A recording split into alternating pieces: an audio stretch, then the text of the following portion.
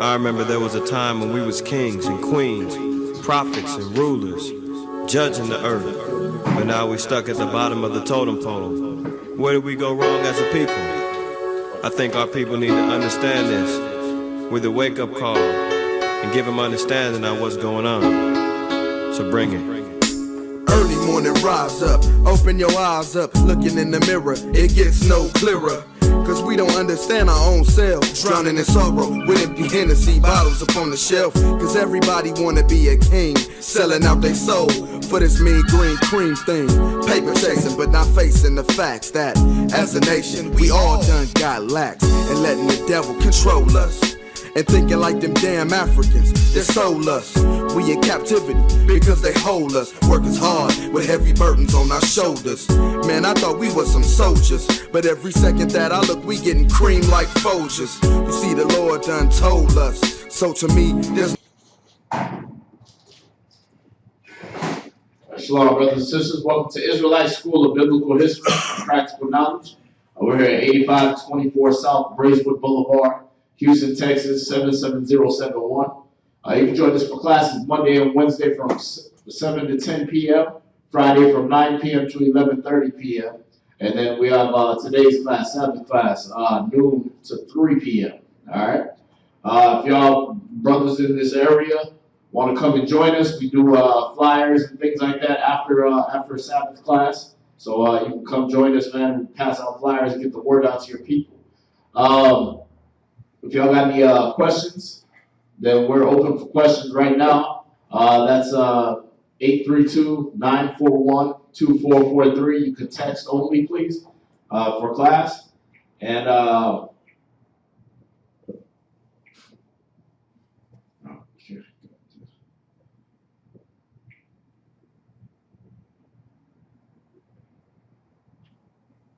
once again, if you have any donations that you want to give, like if you want to give, if you want to do money, we have an account with Wells Fargo that you can donate directly to.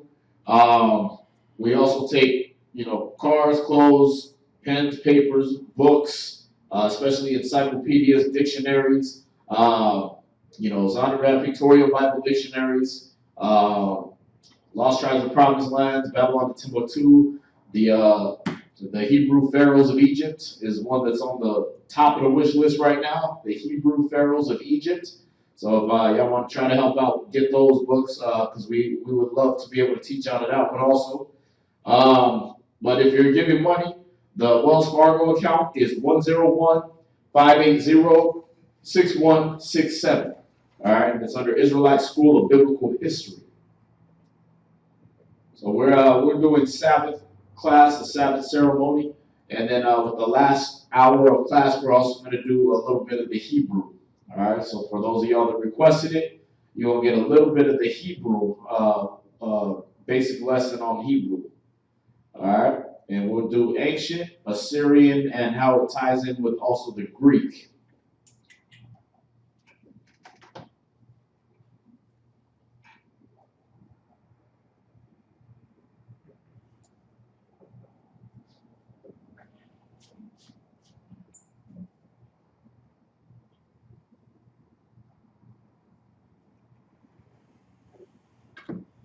So I'll give that a little bit of time. But once again, if you have any questions, go ahead and text in 832-941-2443 or hit up that the chat right there, and we'll go ahead and address any questions you might have.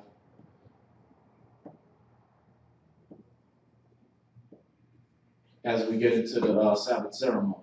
All right.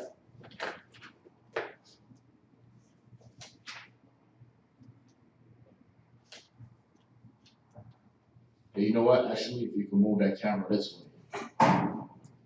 The angle or the whole stand? Just angle it more this way. Towards you? Yeah. See how that goes. Because we want to get this in there, not the sticks. Some more? A little bit more. Oh, not too much. All right.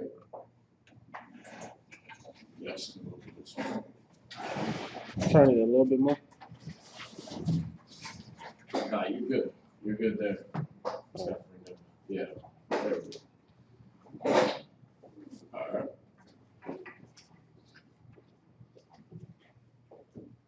So we'll do the blessing over the lights, over the candles. All right.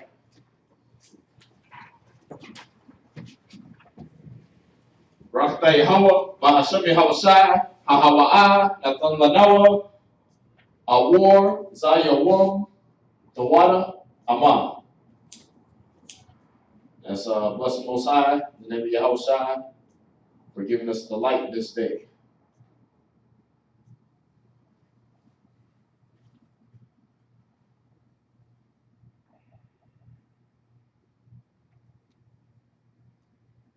All right. You go like that. Barakatah Yahweh, Bahashem Yahweh, Hahawa'a, Natan Lanawa, Rayach, Mayachach, Tawada, Amah. That's Barakatah Yahweh. Bless you, Yahweh, in the name of Yahweh, for giving us the sweet savor.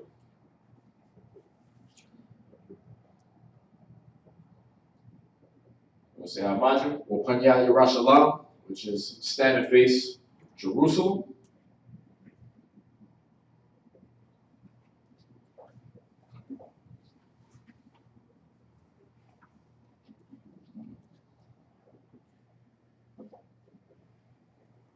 So I'm going to say it in Hebrew, y'all repeat after me, and then he's going to translate in English, all right? Barakatah Yahweh. Barakatah Yahweh. Bahashem Yahweh. Bahashem Yahweh. Hahawa'a. Hahawa'a. Tolanoah. Hashabbat. Hashabbat. Bashalom. Bashalom. Bless you in the name of Yahweh, bless you, Yahweh, in the name of Yahweh Shai, that gives to us the Sabbath and peace. This is Psalm chapter 121. Anya, Haryam, Ayanyimya, Al Haharyam, Ma'ayan, Yabawa'a, Ma Yahweh. Oh, excuse me. Yabawa'a, Izaria, Yabawa'a, Ma Yahweh.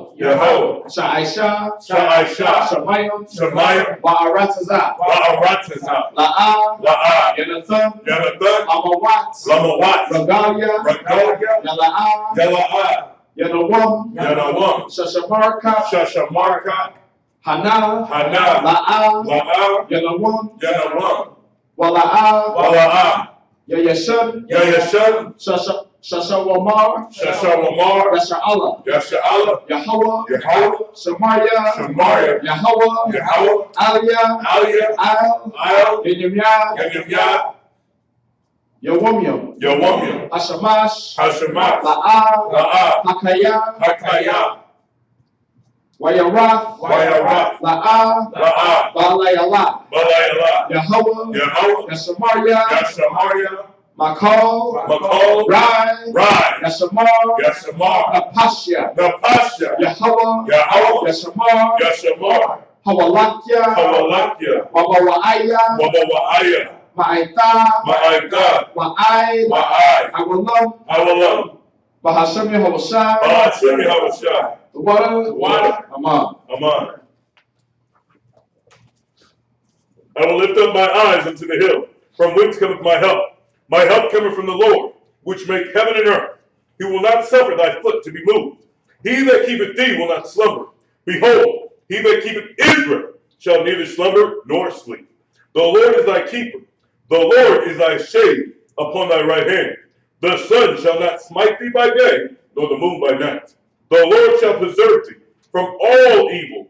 He shall preserve thy soul.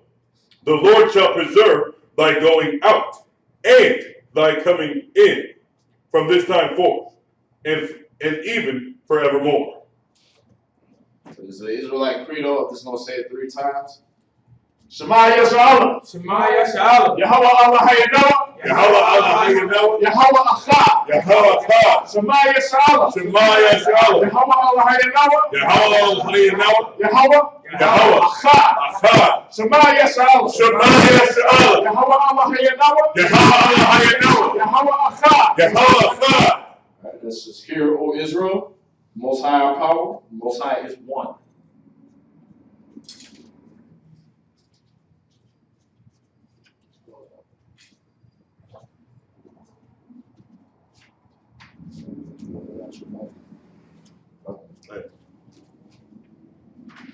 All right, this is the Most High's prayer, the Lord's prayer, and let's read from Matthew chapter 6, verse 9. All right, so I'm going to say it in Hebrew, and then he'll read it in English afterward.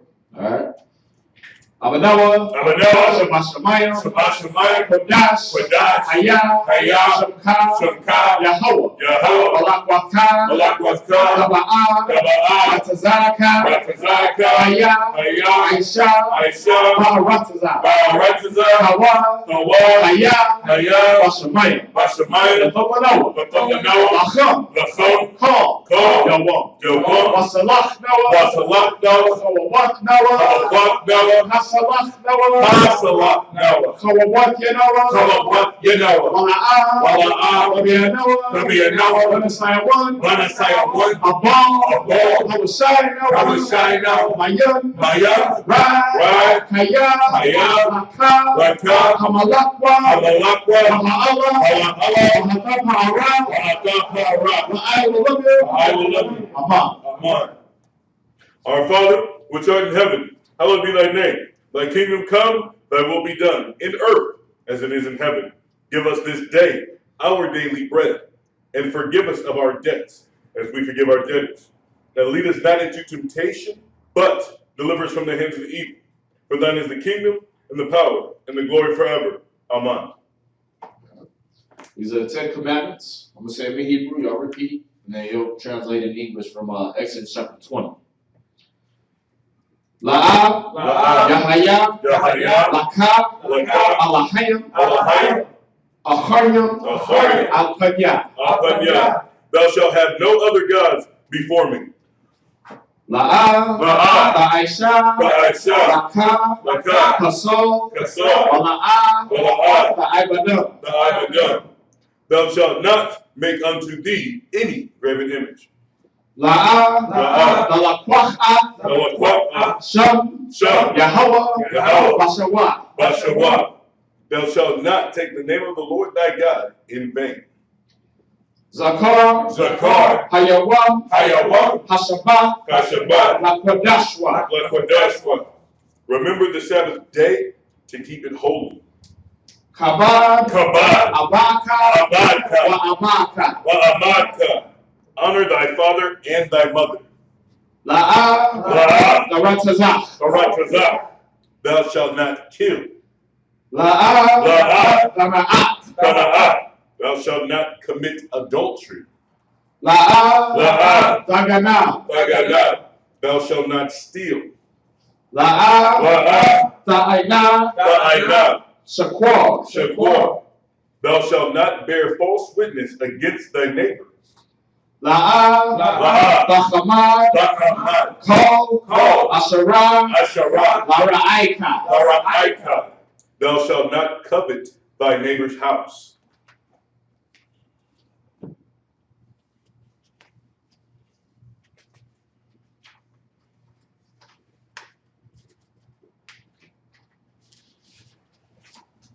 All right, turn the face front.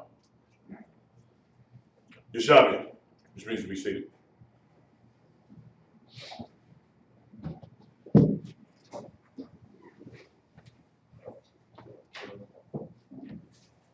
Oh, no, you're okay. I was playing a game with you.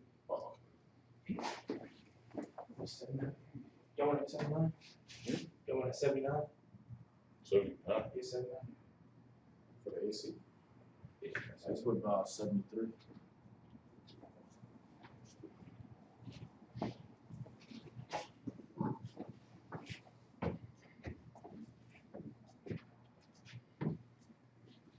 All right, so we're going to do the Sabbath reading, and we're going to start at, Islam. Come on in, man. How you doing, Mike? Yeah, we're going to do the Sabbath reading. We're going to start at the book of Esther.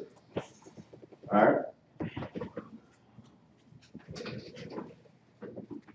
So we have Esther chapter 1. And once again, if y'all have any questions online, if you got any questions in class, if y'all got any questions right now, this is the time to do it before we get into the reading.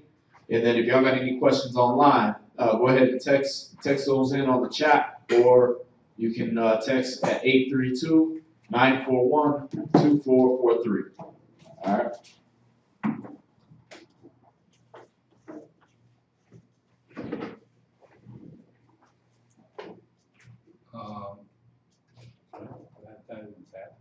Yes, sir. Did anybody in class have any questions? I did have one. All right. It's in John 4:12. John chapter 4, verse 12. Yes. Okay. John chapter 4 and verse 12. Art thou greater than our father Jacob, which gave us the well and drank thereof himself, and his children and his cattle? Okay. The question I had, this is the Samaritan woman talking. Right. Mm-hmm. How is she referring to Jacob as her father? Once again, you got the nations trying to graft themselves in. All right. When you read in 1 Kings, right? You got 1 Kings chapter 17. You find out. Well, let's go there. 1 Kings chapter 17. We're going to start at verse 22. 1 Kings chapter 17 and verse 22. And he stretched himself upon the child 3 times. 2 Kings, sorry.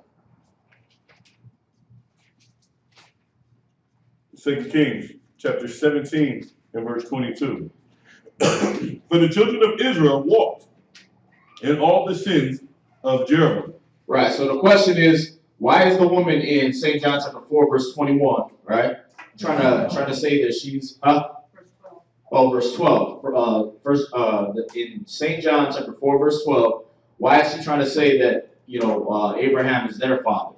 And basically why is she telling Christ this? The Samaritan woman was not a woman of Israel. All right. So when she's saying that, she's trying to graft herself into the fold. All right. And how do we know that? Because in Samaria, there were no Israelites there no more. All right. And we're going to find that out through the history. So we're at 2 Kings chapter 17, verse 22. I want you to go ahead and read that. 2 Kings chapter 17, verse 22. For the children of Israel walked in all the sins of Jeroboam, which he did. Right. So the children of Israel, Jeroboam had changed the feast days. He had changed the location of the feast days. This was the man under Solomon. All right. He was the one ruling over the 9.5 tribes. So what he did, so the 9.5 tribes would keep following him and not Solomon, or him and not Solomon's son Rehoboam, is he changed the location of where we kept our high holy days. And he also changed the dates, all right, of the high holy days. So all the children of Israel started walking in his same sins. They started sacrificing to the idols that he set up and sacrificing to the other gods that he was going after. All right? What's that? Why you change the dates? Because that way Israel will not be unified with Judah. See, at 933 BC, the kingdom of Israel divided into 2 parts. All right? So you had Judah, which was Judah, Benjamin, and the half tribe of Levi. And then you had the 9.5 Israel, which was the northern kingdom. All right? So Judah was the southern kingdom. Israel, the 9.5, was this northern kingdom. And they had 9.5 tribes from Levi, or half tribe of Levi, then Simeon, Zebulun, Ephraim, Manasseh, Gad, Reuben, Asher, Naphtali, and Issachar. All right, so those are the 9.5 tribes. Yeah. They are separated. All right, so to keep them to follow Jeroboam, Jeroboam changed the feast days and the location. So instead of them going to Jerusalem, which was in Judite territory, now they would go to a different place that was in Israel territory. Yeah. All right. Y'all see that? What's that? Was that the land that you were talking about last night? It starts with an A. Syria? Nah, A. Between Syria, Israel, and something with an A. Ammon or something? No, that was you talking about Ammon and Moab. Those are two countries that that's where the Ammonites and the Moabites lived. Okay. Yeah, those are two different nations. All right, but yeah, when you're dealing with this,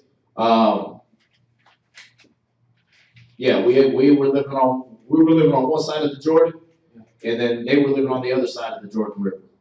All right, it kind of divided Israel. So like some of the tribes had their land on one side of the river, and the rest of the tribes had their land on the other side. All right. But yeah, so read on. They departed not from them. Go ahead. Verse 23. Until the Lord removed Israel out of his sight. So he did what? Removed Israel out of his sight. Go ahead. As he had said by all his servants, the prophets. So he removed Israel, the 9.5 tribes, out of his sight. He took them out of their land. All right.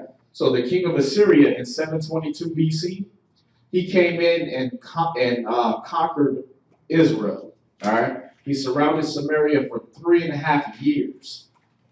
All right. And then northern Israel got taken away captive by Shalmaneser. All right. He's the king of Assyria. They got taken away captive by him over Jordan.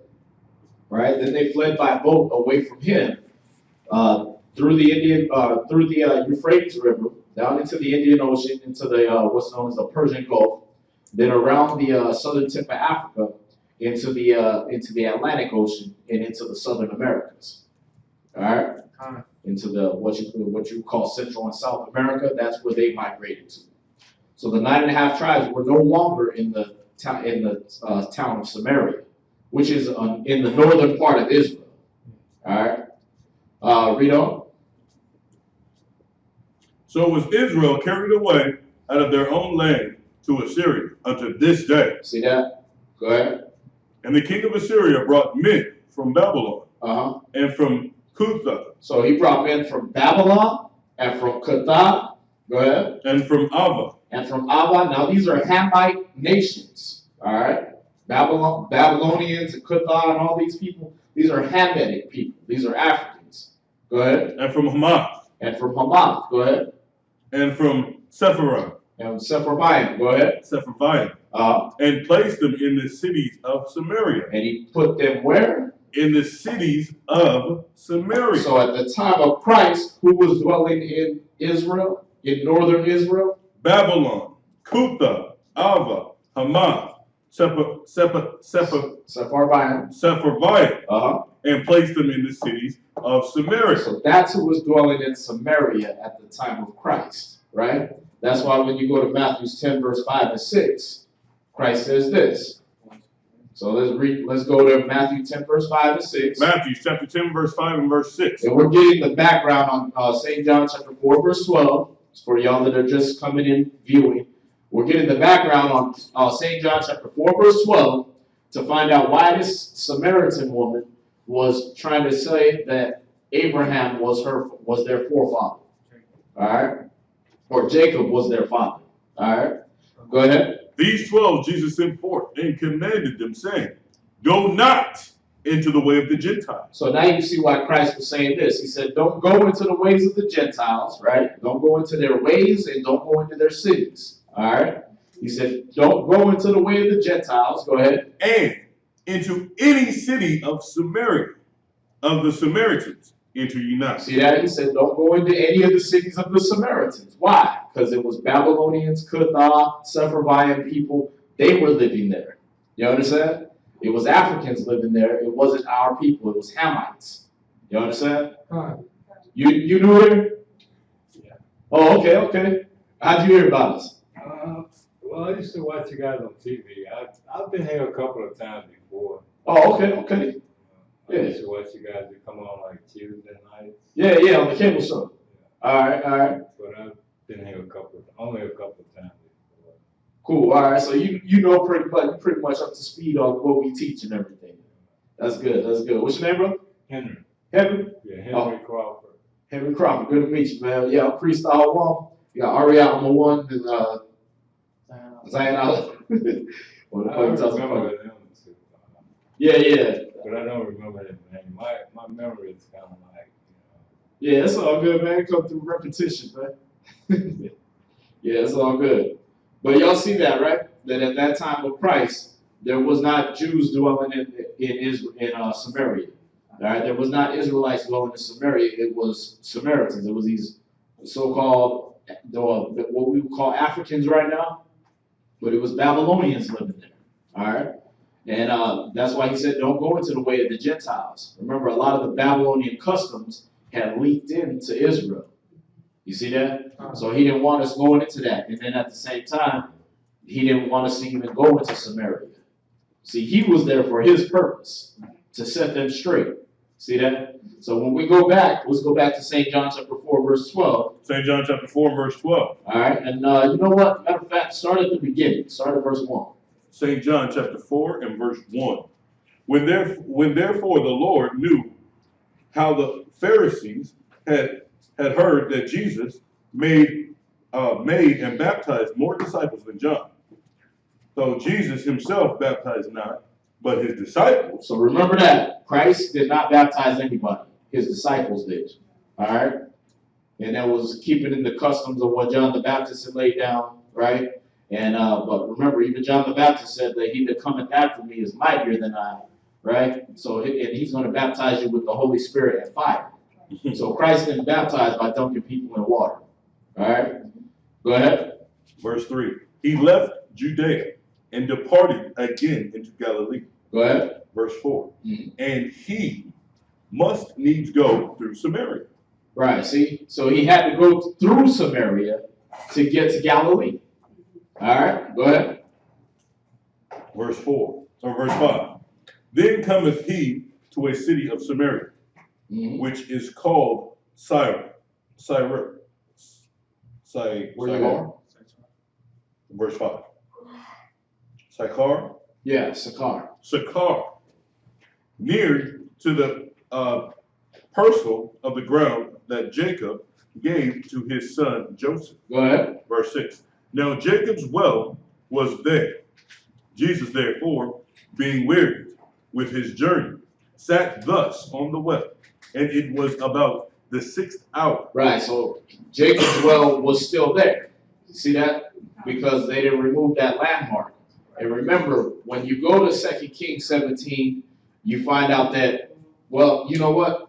We got to go back there. Let's go back to 2 Kings 17. 2 Kings chapter 17. All right. And you're going to pick up where you left off reading. Okay. Because this is going to explain why Jacob's well was still there. Why they didn't just tear down everything we built and start doing their own thing. All right. Go ahead. 2 Kings chapter 17, verse 24, third precept. And placed them in the cities of Samaria instead of the children of Israel. Right, so he took in the Babylonians and these Hamite people and put them in the cities of Samaria instead of the children of Israel. Go ahead. And they possessed Samaria. Go ahead. And dwelt in the cities thereof. So Hamites possessed Samaria and they dwelt in the cities of Samaria. See that? That's why he said, into any city of the Samaritans, don't go there. All right, read on. Verse 25. And so it was at the beginning of their dwelling there, that they feared not the Lord. See that? So when they first got in there, when these Africans got in there, they didn't fear the Most High. They was fearing Nimrod still. They was still worshiping Christmas trees and doing all this stuff when they came in. All right. So when they came in, they didn't fear the Most High.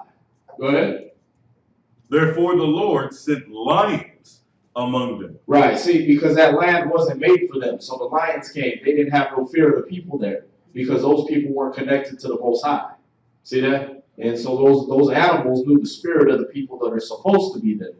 And so they started attacking the people. All right. Go ahead. Therefore the Lord sent lions among them. Right. Those spirits that are sent out for vengeance that we read about in Ecclesiastes chapter 39:28. Right? There be spirits that are sent out for vengeance. He sent those on him. The teeth of wild beasts. Exactly. They got a movie. They had a movie like that with Michael Douglas, but they tried to say that took place in Africa. What's that? These lions. They were 2 male lions. No, they were like 4 male lions. Oh yeah. And they went to Africa and they were just killing Africans. Yeah. They said it was like never done before. Right. See that? That's this. Y'all see that? I thought that was Val Kilmer in that movie. That's something. It's It was either It was Yeah, Zoo. They did that. Yeah, that Zoo. show. That show Zoo. no, it was Michael. Wasn't it Michael Douglas? I thought it was just. Cause I'm remembering the movie, but yeah, I never watched it. But yeah, they're taking this section of the Bible and they're placing that in Africa, saying that's because it was based on a true story, Right. and they're trying to Hollywoodize it. You know what I mean? Put their little spin off on it, but. Right. But they're basically retelling this story, right? So the lion was coming in and killing these African people that was living in our land. All right, go ahead. Verse 26. Uh-huh. Wherefore they spake to the king of Assyria, saying, the nation which thou hast removed and placed in the cities of Samaria knew not the manner of the God of the land. Right. So see, this Assyrian king, he had basically whooped the Babylonians, right? And he took Babylonians, his slaves and servants, and he put them in the cities of Samaria, right? But the Samaritans was getting eaten by lions now. These Africans was getting eaten by lions. So they came to the king and said, listen, we don't know the manner of the God of that land. We don't know about him. So we getting killed over here now. See that? Go ahead. Therefore he hath sent lions among them. Go ahead. And behold, they slew them. Right. Because they knew not the manner of the power of the land. Right, see that? So they didn't know the manners of the Most High. They didn't know how to follow the Torah. They didn't know how to follow the commandments. All right? So these lions was eating them. All right? Because the people didn't know the manner of the power of that land. Go ahead. Verse 27. Then the king of Assyria commanded, saying, carry thither one of the priests whom ye brought from thence. Right, so he said, listen, get one of the priests that you brought from there. All right, one of the Israelite priests that you took out of there, get one of them. Get one of those Levite priests. Go ahead. And let them go and dwell there. And let them go live in Samaria. Go ahead. And let him teach them. Let him do what? Teach them. Let him do what? Let him teach them. Right, so let him teach those Africans. Go ahead. The manner of the power of the land. Right, so that's why you got a lot of these Cushites, these Cuthites, right? That's why they know that they say they're Jews. You understand? These what they call Falasha Jews. All right? These are the Ethiopians that come around with the shawl on and they got the fringes and all that because they believe they're the Jews. Why? Because our Levite priests came and taught them the manner of our God. You understand? So they're not actually Israelites. They're imposters. That's why they call themselves Falasha, false. All right? Read on. Verse 27. And the king of Assyria commanded, saying, verse 28. Go ahead. Then one of the priests, whom they carried away from Samaria, came and dwelt in Bethel. Right, so he came in, he came back and lived in Samaria. All right, in a city called Bethel. Go ahead. And taught them how they should fear the Lord. See that? So he taught them what? He taught them the Torah. He taught them the law, statutes, and commandments of the Most High. All right? And told them how they had to dress and how they had to appear and how they had to look. All right? Go ahead. Howbeit, every nation made gods of their own. Right, so they still had their own little gods, though. You understand? They still was putting up their little Christian Nimrod trees, and they was still baking cakes to the god of the Queen of Heaven, and baking cakes to Tammuz and things like that. But they also served the Most High. See that? So they kept their own gods. Well, you're going to read on. Howbeit, every nation made gods of their own, and put them in the house of the high places, right, which the Samaritans had made. Every nation in their city wherein they dwelt. Go ahead. And the men of Babylon made Succoth, Benoth, and the men of Cuth made Nergel, mm-hmm. and the men of Hamath made Sephma. Mm-hmm. Verse 31. And the Evites made Nibhaz and Tarkah, and the Sephirites burnt their children in the fire of Abimelech. Mm-hmm. And so you see, they're still sacrificing their babies. They're still doing their own customs right there in northern Israel. Y'all see that?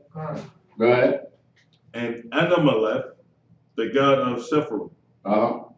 Verse 32.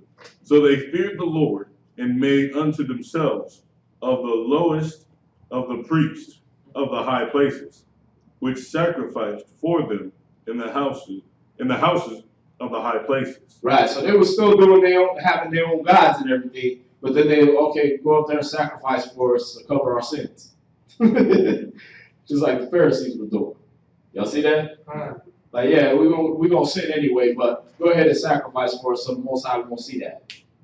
Alright? So he'll stop having these lions kill us. Alright? So the Most High, in order to honor his own name and keep his covenant, right? He stopped having the lions kill them. Even though they were still sinning, but they was covering their sin with sacrifices. Y'all see that? So the Most High, in order to preserve his own reputation, will still honor his covenant with these other nations. That's why they do it. You understand? So even if they worship their other gods and all that, as long as they still doing that part, right? He's still honoring that covenant because he don't want to have them say like, oh yeah, well we made a covenant with you and you dishonored it. Remember how Jacob was? Yeah. When it dealt with the Shechemites, they had circumcised themselves, and then his sons went in and killed them while they were healing. He's like, man, you made me to stink among the nations, man. They circumcised themselves. You just killed people that adopted being Hebrews. They became adopted. You understand? So regardless of who they were or whatever, they still did the law of the circumcision. They still asked for that covenant to be on them, between them and the Most High. You can't go in and kill them. See that? What's that?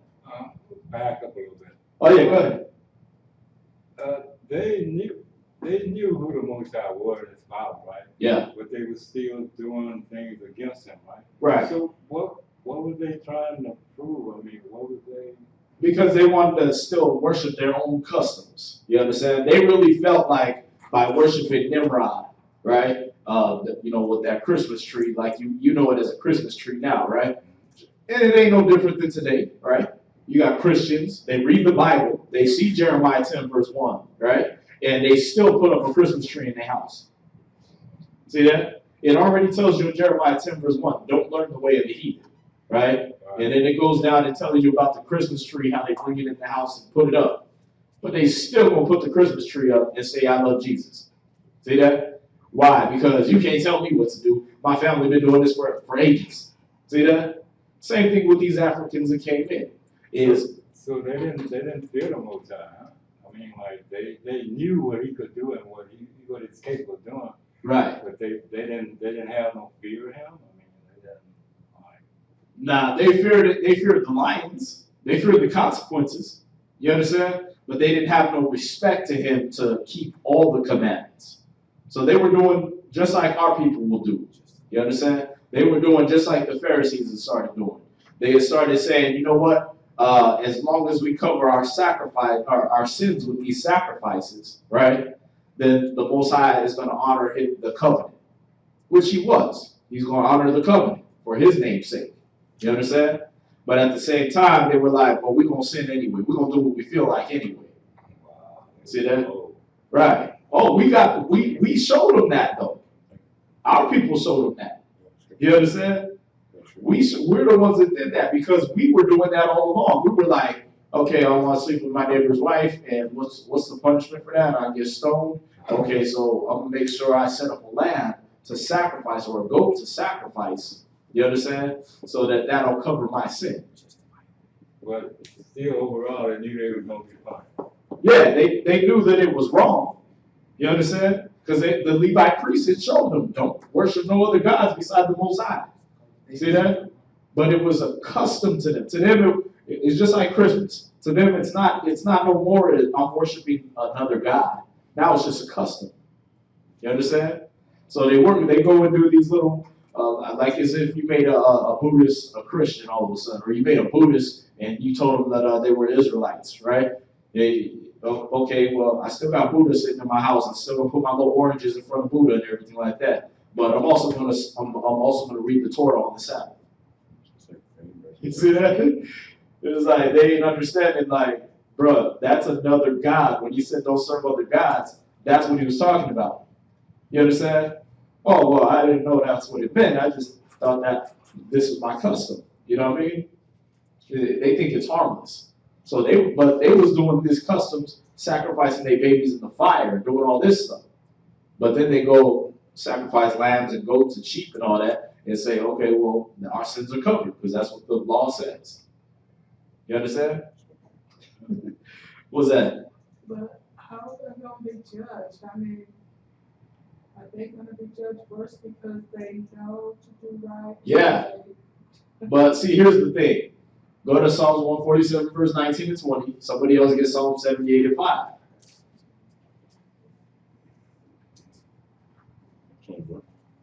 Psalms 147, verse 19 to 20. And then Psalm 78, verse 5.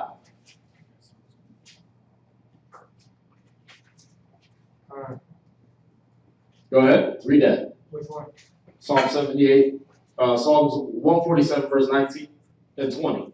Psalm chapter 147, verse 19. He showeth his word unto Jacob. Everybody got it? 147, what verse? Verse 19. Got it. All right, go ahead. He showeth his word unto Jacob. He showed his word to who? Jacob. Go ahead. His statutes and his judgments unto Israel. See that? Go ahead. He hath not dealt so with any nation. See that? He doesn't really care about them. You understand? When you go to the Apocrypha, that 2nd Ezra 7, verse 56 down, you find out he counts the nations as spittle. So he's like, look, I'm gonna honor my part of the bargain for my name's sake. So y'all gonna be like, oh, the God of the Israelites, he don't keep his word. You know what I mean? But I don't really give a damn about what y'all doing. Right. You see that? Because he said the gods of the nations are idols anyway. So that's that. Y'all have your gods. As long as you keep the sacrifices, those animals are going to see that you're keeping that blood covenant. You understand? And they're going to leave you alone. Right. See that? So, right. Remember, the spirits that are sent out for vengeance, they recognize blood as a covenant. You understand? They recognize blood as a contract. You see that? So when they see the blood of the sacrifice, when they smell that, when they see it, they know, okay, leave them alone. You understand? That's already written into their program. All right, just like the angel came and he told Joseph, fear not to take unto you Mary your wife. Like nobody knew that they were already married, but the angel knew because they had a blood contract and he recognized that. See that? Okay, your semen went into her. You don't conceive the child. I recognize that. Yep, that's your wife. You know what I'm saying? He cut through all the human BS that we set up of rings and traditions and all that. And he just said, look, that's your wife, bro. You see that? What's that? From like sexual contact or whatever, he became married to. Yeah. See, when in our custom, when you go to Deuteronomy chapter 22, right? 22 verse 28. You find out that when a man has sex with a woman, that's his wife. You understand? And that's why I said these spirits, they recognize those contracts. They recognize those blood contracts. Deuteronomy chapter 22, verse 8. 22 verse 28. Come. You got it? Come. Read that. If a man find a damsel that is a virgin, which is not betrothed, and lay hold on her, and lie with her, and they be found, then the man that lay with her shall give unto the damsel father 50 shekels of silver. And she shall be his wife. She shall what? Be his wife. She shall what? Be his wife. Be his girlfriend. His wife. His side chick. His wife. Right. See that? So that woman shall be his wife. See that? And he got to give the dowry, the 50 shekels of silver, to the father. You understand? So that contract is recognized by them spirits.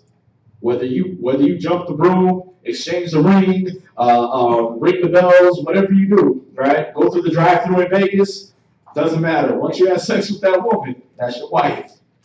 All right? So that's the custom of our people all the way down to this time. So when you look at the blood covenants, when you look at things in a spiritual perspective, you see that blood is a contract. It signs a contract. So as the Most High sees the blood of these lambs and sheep being slaughtered, those spirits recognize that and they say, okay, we're going to honor not killing these people. You see that? The Most High is still looking at them like, y'all niggas are retarded. You understand? He counts them as spittle. But the spirits that he sent out for vengeance recognize, just like, perfect example, the Passover. The first Passover, right? He sent the angel of death down, Christ. All right? And what did the people have to do? Right, they had to cover the lintel and posts of their door in lamb's blood. And then that spirit that was sent for vengeance, he came through, he said, oh, okay, you're covered. Moved on. See that? So even if you weren't an Israelite, if you put that blood over your door, you know what I mean? Okay, you're covered. Moving on. You understand? So they recognize the blood as a contract. That's like the X when you sign on the dotted line. You know what I mean? What's that? That what you just said was something in a way kind of new to me, because I mean, you know, like you hear so many things like they tell you this has to do with fake blood, the door. Yeah, they don't obey the scriptures though. Go to Hebrews chapter. Let's go to Hebrews chapter. I think it's 10 real quick. Because see, the churches are willfully ignorant. The scriptures tell you that, man. Right. They just hide all this stuff because some of it is too closely assimilated into witchcraft, right. And so they think, oh, that's witchcraft. No, these are the things we've been doing since the beginning, since Moses laid down the commandments, since Adam and Eve. All right, when Cain and Abel first slew a lamb and said, look, this is what we're going to give for a sacrifice, but Cain brought the wrong sacrifice. Right. See that? Yeah. These are things we've been doing for a long time. I'll tell you, the most Hebrew what? We're going to Hebrews, I think it's chapter 10. You're talking about with bulls and goats where it says all things. Yeah, these are not good context. This is the context. Let's see.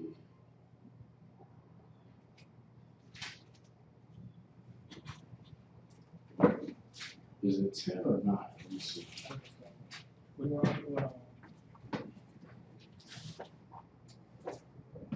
So for the blood of bulls and goats.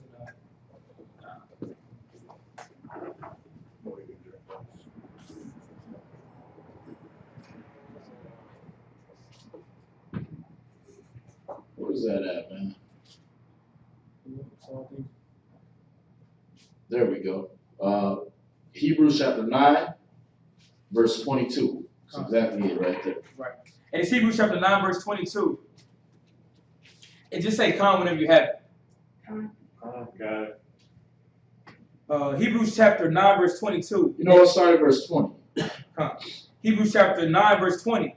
Saying, this is the blood of the testament which God hath enjoined unto you. Go ahead. Moreover, he sprinkled with blood both the tabernacle and all the vessels of the ministry. So he's talking about Moses when he had the sacrifice. Moses and Aaron, when they had to sacrifice the animals, they would sprinkle certain things with blood in the Old Testament, right? Read on. Verse 22. And almost all things are by the law purged with blood. You see that? Almost all things are purged or cleaned with blood. You understand? Right. Read on. And without shedding of blood is no remission. What? Read it again. Almost all things are by the law purged with blood. And without shedding of blood is no remission. There is no remission. There is no, you didn't say you're sorry. If you didn't shed, if blood was not shed, you didn't say you're sorry. Your sorries don't count. You understand? So now remember, the Most High was going to take away that animal sacrifice from us because we was going to be in poverty, right? So there had to be something to cover our sins when we said we were sorry, when we repented. Who was that? Christ. Boom. Christ. You understand? He shed his blood, and that covered us forever because there ain't no greater sacrifice than a man with no sin giving his life. You understand? So he was that same lamb back in Exodus that you was sprinkling over your door. All right? That was the remission. It was now the spirits, once you claim that blood on yourself, Now them spirits see that and they say, okay, that's their cover. Because remember, when we hung Christ on the cross, we said, his blood be upon us and on our children. See that? What's that, sis? So is that why the only law that was done away with was the sacrifice law because Christ was? Right.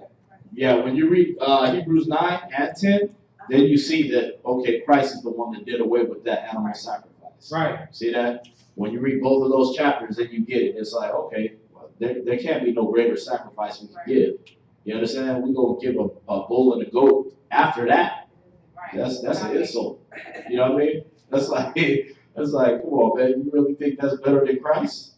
That's Hebrews 9 and 10? Yeah, Hebrews chapter 9 and chapter 10.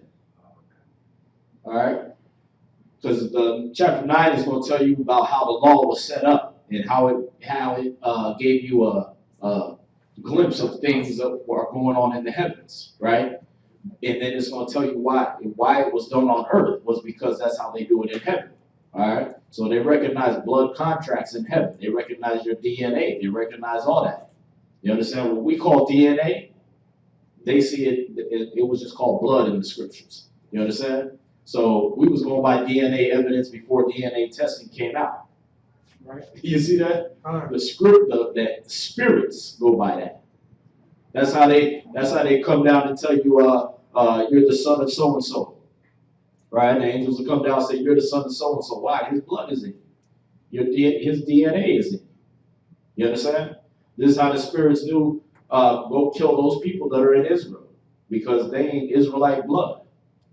I don't recognize that. Until they started sacrificing the animals, then it was, oh, okay, you guys are covered too.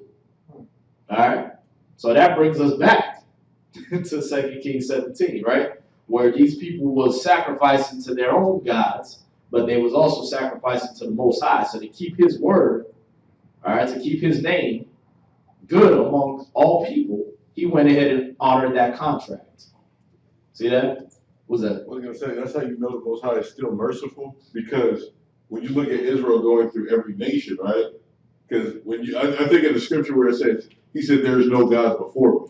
You know what I mean? There's no other power besides me. So he puts everybody else to shame. You know what I mean? So every time we went through another nation, he's showing you he's the ultimate power. But then at the same time, he's showing that long suffering, but like, because he still considers other nations spittle. But then if they're still trying to copy our customs, you know what I mean? Like, you know what? I'm gonna just for my name's sake, I'm gonna do that. Right. You know what I mean? But he's still that ultimate power. They still gotta come. Like, yeah, that you still Right. He's still that he's just that powerful. That's the Most High. You know what I mean? It's like we read last night, you know, the wicked are his sword. Right. You know what I mean? So, okay, yeah, you're playing with my laws, you're playing with my commandments, you double dutching, right? So I just send the wicked after you. I send some other nation after you to get you. You know what I mean? So I'm still keeping my word, but this other nation, I ain't protecting you because you still dealing with that. You see that? Right. So y'all got to see how the Most High works, man. Like he said, I create good and I created evil. You understand? When he said it in Amos chapter 3, he told you, is there evil done in the city and I have not done it? You know, see that? That's Amos 3 and 7. Right? So you getting that. Now when we get back to St. John chapter 4, right? Now you're seeing why this woman was saying we got Jacob to our father. All right? So let's go back and read that and pick up, because now we got these Samaritans who are doing Israelite customs. They've been taught the manner of the Jews of that land, right? And so by the time of Christ, because remember that was way back in 722 BC, right? So you got 722 years, 7 centuries, and then at the time of Christ, probably in the 8th century, of them doing these customs. They've always been Israelites in their mind. You understand? So by the time you get to Christ, they think Jacob was their father. See that? That's why Jeremiah 16 verse 19 tells you that these nations are going to wake up and say, truly our fathers have inherited lies, vanity, and things wherein is no profit. See that? Because they're going to wake up like, oh, we're just Ethiopians. We're not the real Jews. No, you're not. See that? Oh, we could have just been celebrating our own gods, but they have to sacrifice. Yeah, you could have just done your own thing because the Most High don't give a damn about you. Right. Y'all gonna be he said, you Ethiopians, like we read last night, right, Zephaniah? You Ethiopians will also be slain by my sword. Right. Y'all see that?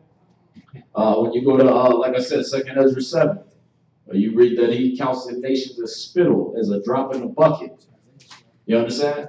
So, unless they take on that blood covenant, unless they come in under Christ in spirit and in truth. Remember, that's the stipulation, right? St. John, Well, it's in 4. It's in what we're reading right now. He says, those that worship him must worship him in spirit and in truth. Verse 24. Y'all see that? So they got to come in spirit and in truth. They got to realize, oh, we're not the true Jews, but we're still going to serve the Most High, and we're going to put away our other gods. See that? Otherwise, he don't give a damn about it. They don't go under the blood contract. You understand? Right. So that's St. John 4? That's St. John 4, verse 24. God is a spirit, and they that worship him must worship him in spirit and in truth. We're going to get to that. Like sooner or later, it's going to happen. Right. Let's get back to St. John 4. St. John chapter 4, verse 12. Art thou greater than our father Jacob? So now you see why she's saying, are you greater than our father Jacob? Our father? Right? Like, no, it's not our father. It's my father, Jacob. You know what I mean?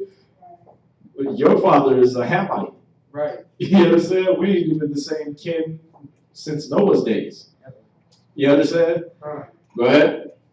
Which gave us the well, and drank thereof himself.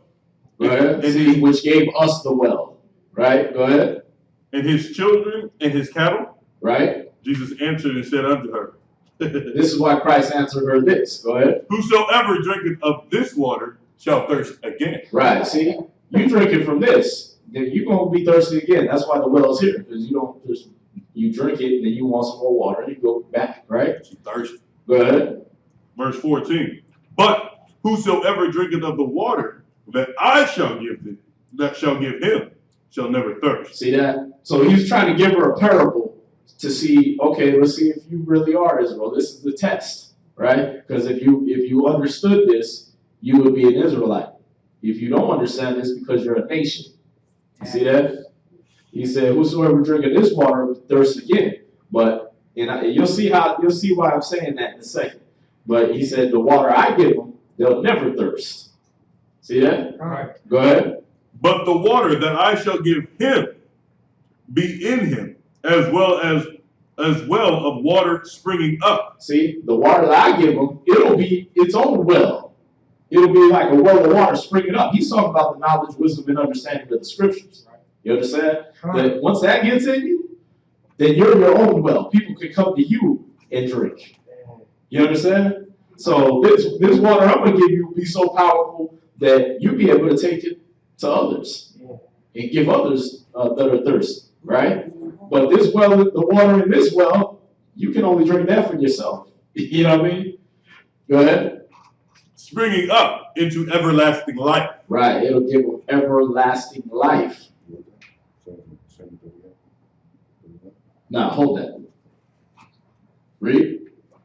Verse 15. The woman saith unto him, Sir, give me this water. Right, so she like, yeah, let me get that water.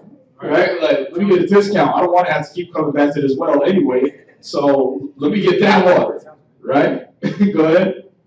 That I thirst not, neither come hither to draw. See, that's what she's still thinking. He's talking about this physical water. Like, I don't want to have to keep coming back here with my bucket. You know, if I get some water where I just become the well, cool. She's still talking carnal. You understand? Right. She's not understanding that he's talking about the spirit. See that? Because why? She's not an Israelite. This is too deep for her. Y'all get that? Read on. Jesus said unto her, Go, call thy husband, and come hither. See, he in the spirit. He like, you got a husband. Look, go call your husband, bring him, and then we'll do this according to the law. I'll teach your husband, he'll teach you. I'll give him the water, and then he'll be that well of everlasting life to water you. Go ahead. Oh, 1 second. So, I don't know, maybe this don't make no sense, but why would she ask him about water, and he like tell her about a different type of water? It's like this. I got the carafe right here, right? So me and you talking, you walk up to me, you don't know me, right? And you like, hey, how you said that as well? This is what Jacob gave us, right? And you talk about this, right? And I'm saying, listen, the water I got to give you, you'll never thirst again. You looking at it like, well, let me get some of that, right? You looking at this, right? I'm not talking about this. I took it to a whole other level on you. See that? But why? Why did he do that? To test if she was really Israel. You know what I mean? Or to see if she even had the spirit on her. You understand? And to show us that these Samaritans didn't have that. They didn't have the spirit. So while he's going into this other level that any other Israelite, remember when he came to Peter, right? When he came to Peter and his brother, he said, listen, follow me and I'll make you fishers of men, right? They didn't like, what kind of bait we need for that, Christ? No, they was like, okay, I get it. Boom, let's go, right? We gonna fish men. We're going to bring men to the Most High. They understood it because they're Israelites. You understand? When he talked to the Samaritan woman, it was about, ooh, let me get some of that. You understand? Let me get this water. But I'm talking about spiritual things. So he was giving you a clear-cut reference showing, and he was doing it deep to show you this woman is not an Israelite.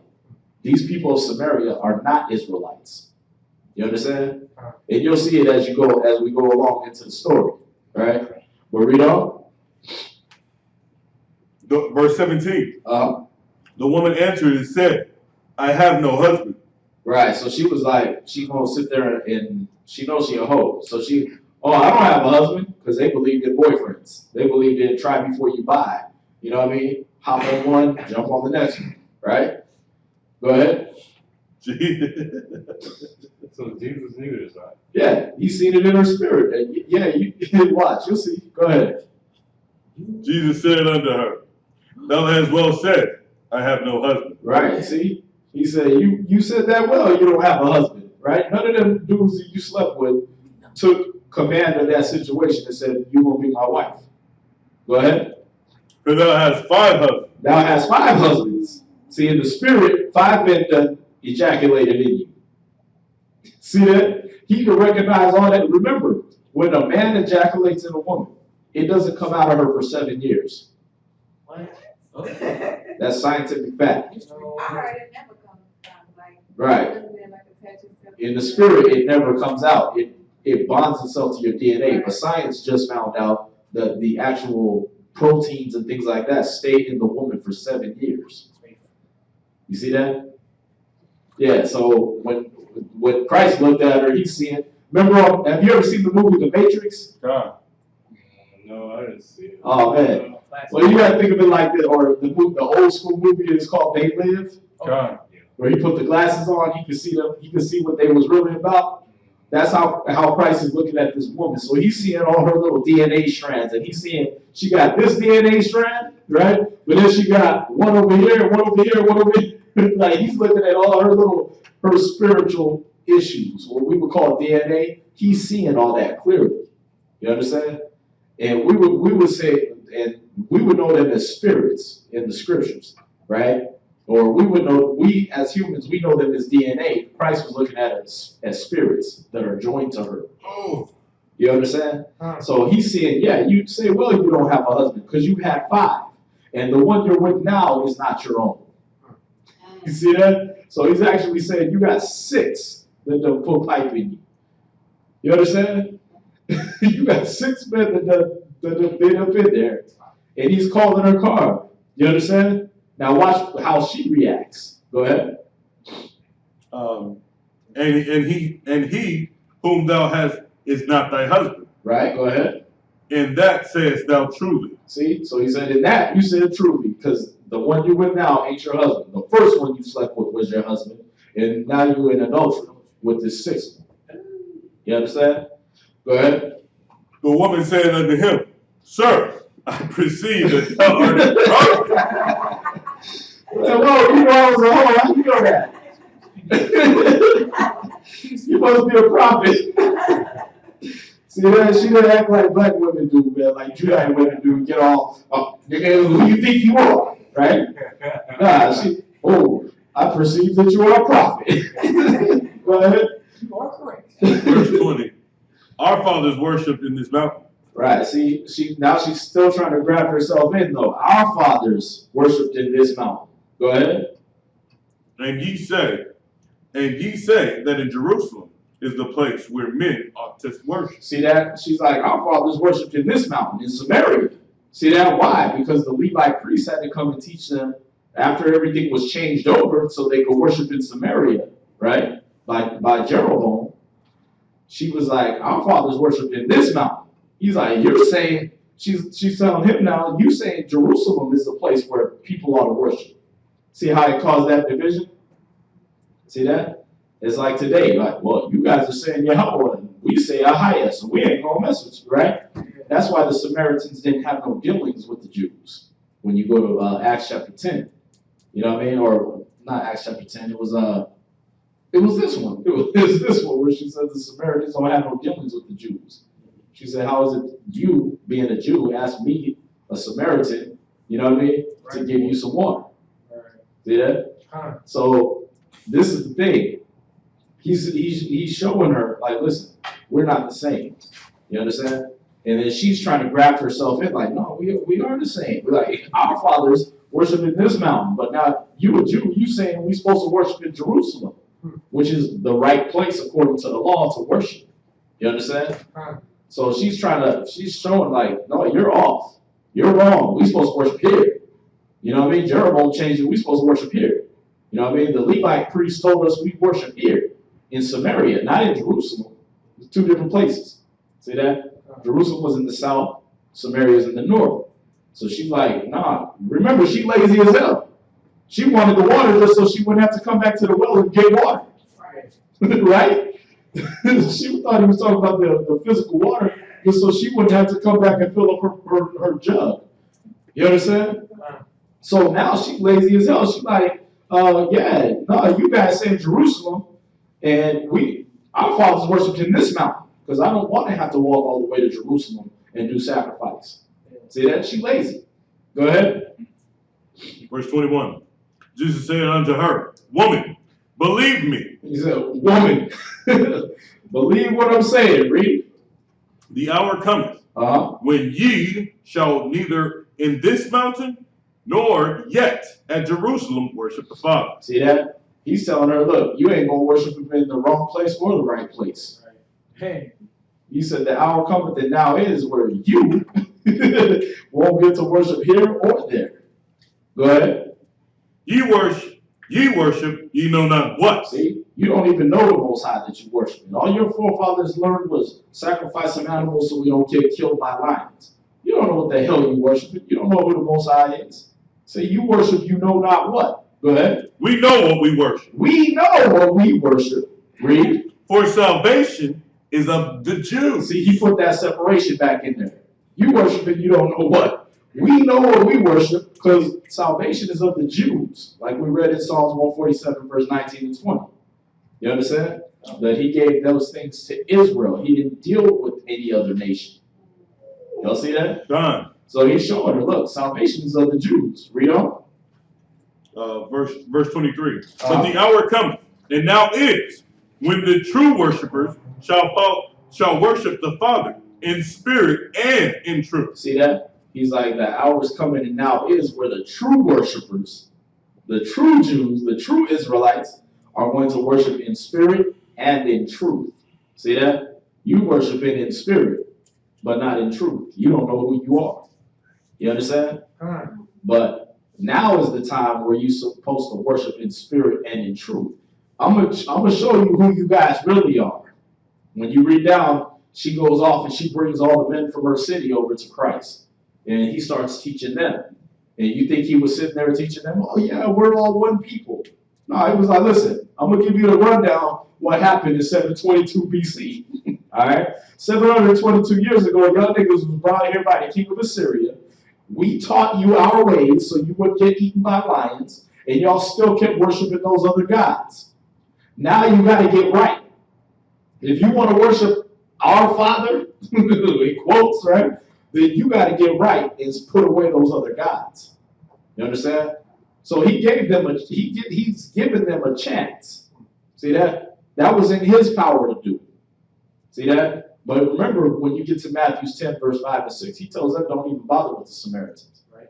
Don't bother going to the Gentiles. See that? And they was doing that all the way up until Christ came back. You understand? They stayed only talking to Israel. Y'all see that? So we didn't deal with these other. It wasn't Jesus loved everybody. Right. You understand? When they came to him, he started putting them straight. Like, listen, now y'all gonna worship in spirit and in truth. See that? Y'all gonna know the truth, and then you could decide if you want to worship the God of Israel. Y'all see that? Otherwise, go on and do your own thing. Go worship your little dolls and everything like that. Y'all see that? So he was setting them straight when they came to him. All right. That's what this whole story is about. Is this woman is trying to graft herself in? To answer your question, all right. She's trying to make herself like, yeah, no, we're the original people. It's like everybody that took on Judaism tried to make themselves the people. Right. You understand? Because what they were getting taught was, look, when you read Deuteronomy 7 and 6, you understand? He said, I've chosen you above all people on the earth. Let's go there real quick. But when you hear that from the Most High, you're like, okay, I'm above everybody. I'm definitely an Israelite. He said we're above everybody on earth. That raised your pride up. See that? Let's get that. Deuteronomy 7 and 6. Deuteronomy chapter 7 and verse 6. Go ahead. Y'all got it? All right, Ka means yes, and then La'ah means no. So that's what you're hearing right there. All right, go ahead. Deuteronomy chapter 7, verse 6. For thou art an holy people unto the Lord thy God. The Lord thy God hath chosen thee to be a special people unto himself. So this is what they was getting taught by the Levite priests.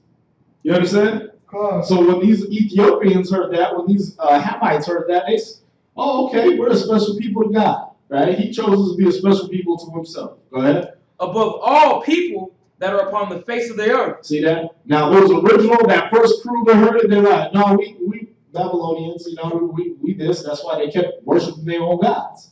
Right? But as their children and their children's children had to hear this, they started thinking it was them. See that? After 8 centuries of getting told you were a special people, we read this every Sabbath, right? Because that's what they did. They kept our customs, but then they had kept their own too. All right? So after 7, 8 centuries of hearing this scripture right here, okay, I'm an Israelite. By the time you get to Christ, yeah, our father Jacob. See that? Read on. Verse 8. But because the Lord loves you, and because he would keep the oath which he has sworn unto your fathers. See that? So that's why they weren't getting killed by lions when they were sacrificed. I'm keeping the oath that I swore to your fathers. Go ahead. Had the Lord brought you out with a mighty hand? See that? So she's seeing, when she's talking from the scriptures. Our father, Jacob. Our father, right, because he said your fathers. That's what she was fed all her life. Now go to Jeremiah 16:19. Which is where you see Christ was setting her straight. Now what's funny is like the scriptures say, the Jews require a sign, but the Greeks seek after knowledge, right? These other nations, they hear it and they like, okay, yeah, you're right, I'm a hoe. You must be a prophet. Teach me some more, right? Israel hear it. What you mean I can't eat pork? Nigga, who you think you are? Like, wow, over pork? Right. Over bacon? Are you serious? Speaking of bacon. Right. I'll tell you, put the sausage link down, you can't hear that. This woman got called a hoe to her face. And she still wanted to learn from Christ. Yeah. Y'all see that? The other one, he called her a dog to her face. The Syrophoenician woman, she said, heal my daughter. He said, it's not good for me to take the children's bread and give it to the dogs. She said, yeah, but even the dogs get the crumbs from the master's table. Right? He said, great is your faith. Let it be done according to your will. See that? Come on, this is Why? Because when a nation hears it, okay, yeah, that's true. Like I can go up to a white man right now. You know Christ is black. Yep, I knew that. What else you got to teach me? Okay. You know what I mean? You go to a Jew. Oh, no, my Lord and Savior is white as the driven snow. Like you slave nigga. They want to defend that to the death. Yeah, the centurion, right? Yeah, the centurion man that came to see Christ because of his son. Right. And Christ said, "Take me with you, and I'll go heal your son." He said, "My place isn't for your dwelling," because he knew his place wasn't up to standard. But he was like, just say the word, and I believe my son's healed. Right. These nations know that they still knew the law that Peter was holding on to. No. You can't come to my house. It's an unlawful thing for a Jew to hang out with a Gentile. You understand? So he's like, no, you don't got to do that. I'm also a man under authority, and I tell a man go here, and I tell this man go there, and they go and do it. So you just got to do that. He already recognized Christ's authority, man. These nations know better than our people, man. Go to Isaiah chapter 58. That's this way you'll get to see it. I think it's 58, verse 1. 58:1. Quiet, loud, and spare not. What's on? What is that? No, that's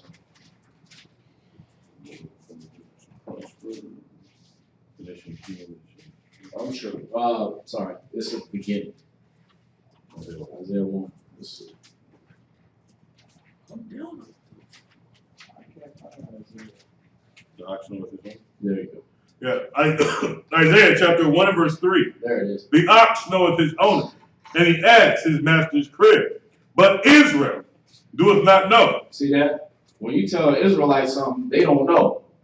You understand? Right. They sitting there in ignorance, man, because the Most High cast them off in Hosea 4 and 6. He said, you know what? I'm cutting y'all off now. See that? So when you tell an Israelite something, you tell the Israelite woman, you can't wear your dress that short, man. The Most High don't like that. I do what I want. You know what I mean? I don't need your Bible. The Bible don't say that. Like, okay. Hey, brother, you got to stop smoking weed, man. The Bible don't say I got to smoke weed. I can't smoke weed. Yes, it does. Well, it don't say you can't smoke weed.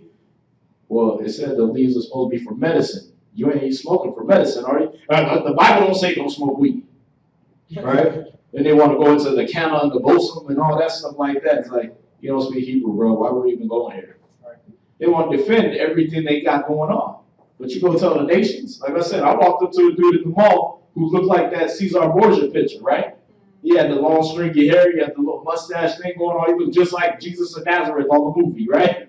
I walked up to him. I was like, hey, Jesus, man, come on, man. Let me hang out. He said, Jesus is black. Walked on. He looked at me like I was stupid. You know what I mean? Like, Jesus is black. I'm like, damn, all right. You know what I mean? But they know. You know what I mean? Christ told the woman she a hoe. The other time he called her a dog, they know. They're okay, yeah, okay, well, let me get some crumbs. Right. You know what I mean? I accept that. I know I'm spittle. I know how the Most High looks at us. But let me get some of them crumbs from off the master's table. See that? Merciful. We had a few hands going up. Who was first? Go ahead.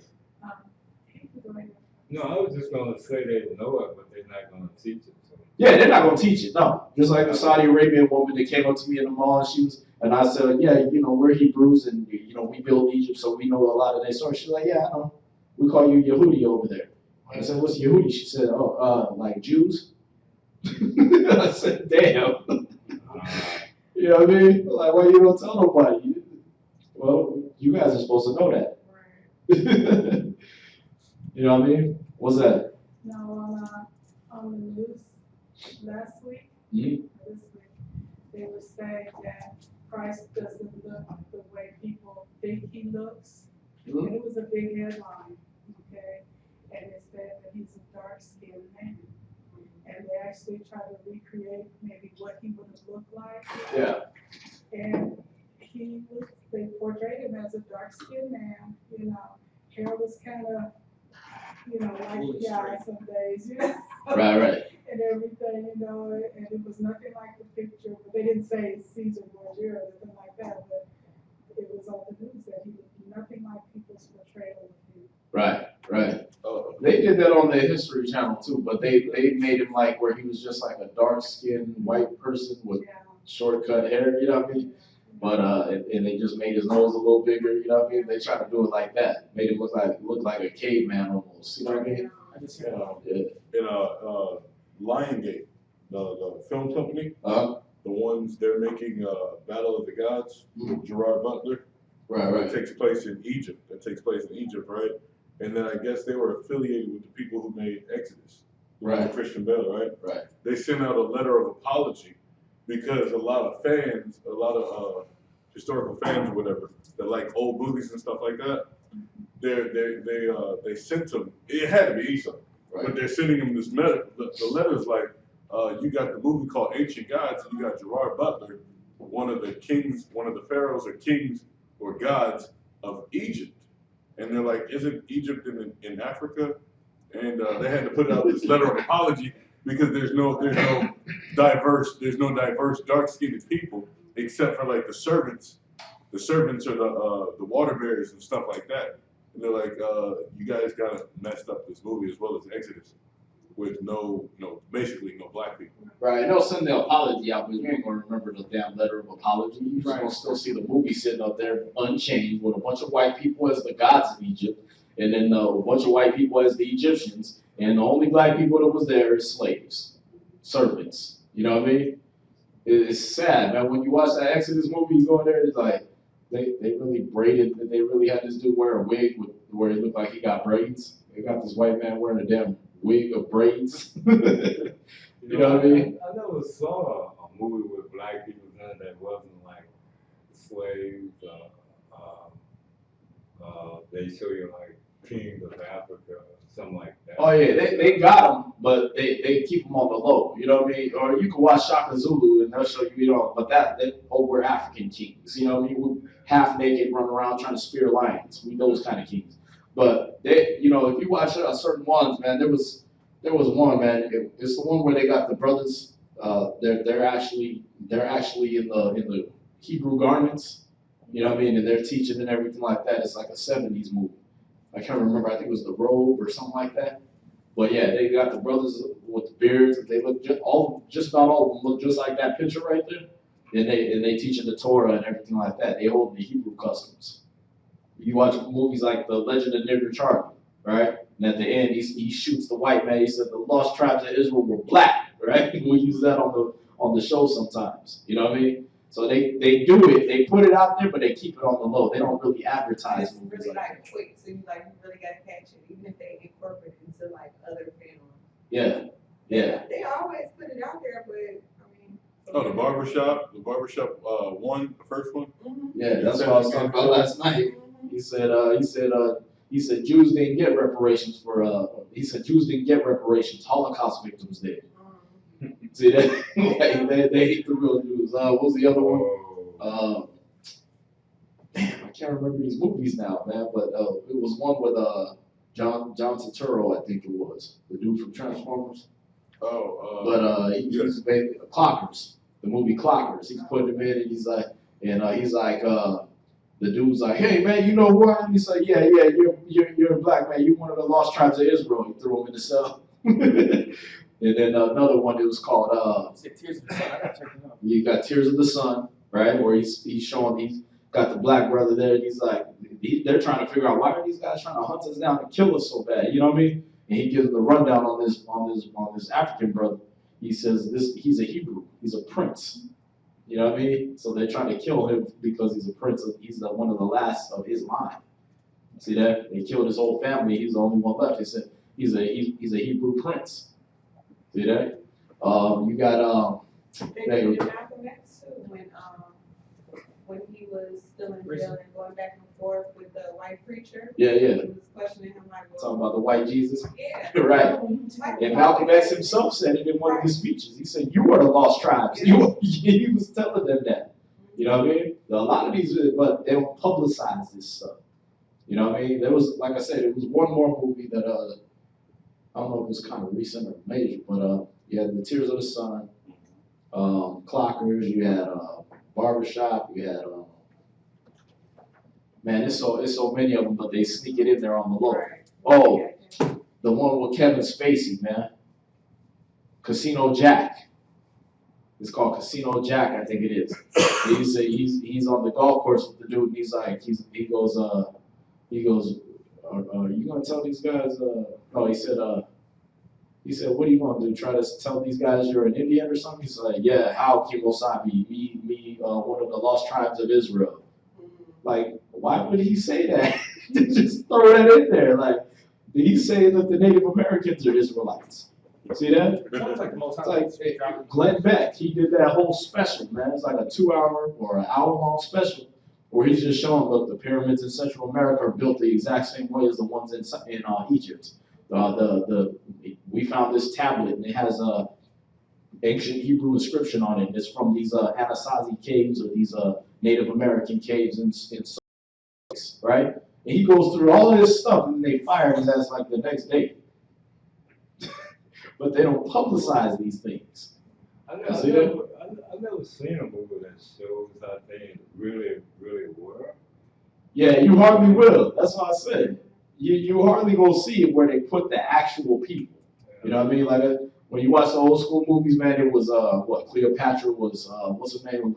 Elizabeth Taylor, Yeah. right? Yul Brynner was as dark as they got for the Egyptians, right? They made him Pharaoh, right? That was as dark as you got. So, like, King and I, he did the King and I. He was supposed to be Xerxes, right? So they made it Yul Brynner. That was as dark as they'll let him get. Oh, he was Solomon too. Yeah, they made him Solomon Solomon. too. See that? Charlton Heston had he went in the tanning salon to become Moses. Right. But see, that's the thing is when they really want to publicize it, who they put? Whiteface. You know what I mean? That's why I don't really watch movies. Yeah. Because they're going to lie to you. But I watch them because they still tell you a little bit. Satan has to give you a little bit of the truth. He can't just lie to you flat out. Because then you'll know it's a lie. You understand? Not just that, but that's the rub. You know what I mean? That's like they say, that's the rub. That's the thing that he has to do in order to keep it right with the Most High. Remember, he can't tempt, the Most High don't tempt you above that you are able, right? He don't tempt nobody, but you don't get tempted above that you're able. So when he sends Satan, he's like, listen, you can go ahead and lie through the whole movie, but you're going to put a little bit of the truth in there. And only the ones that got it, they'll catch it. See that? Yeah. All right, that's where you get to Romans 9. The elect have obtained it. And this is what Christ was fishing for with that Samaritan woman too. It should be Romans chapter 9. Is it 7? No. Yeah. Let's see.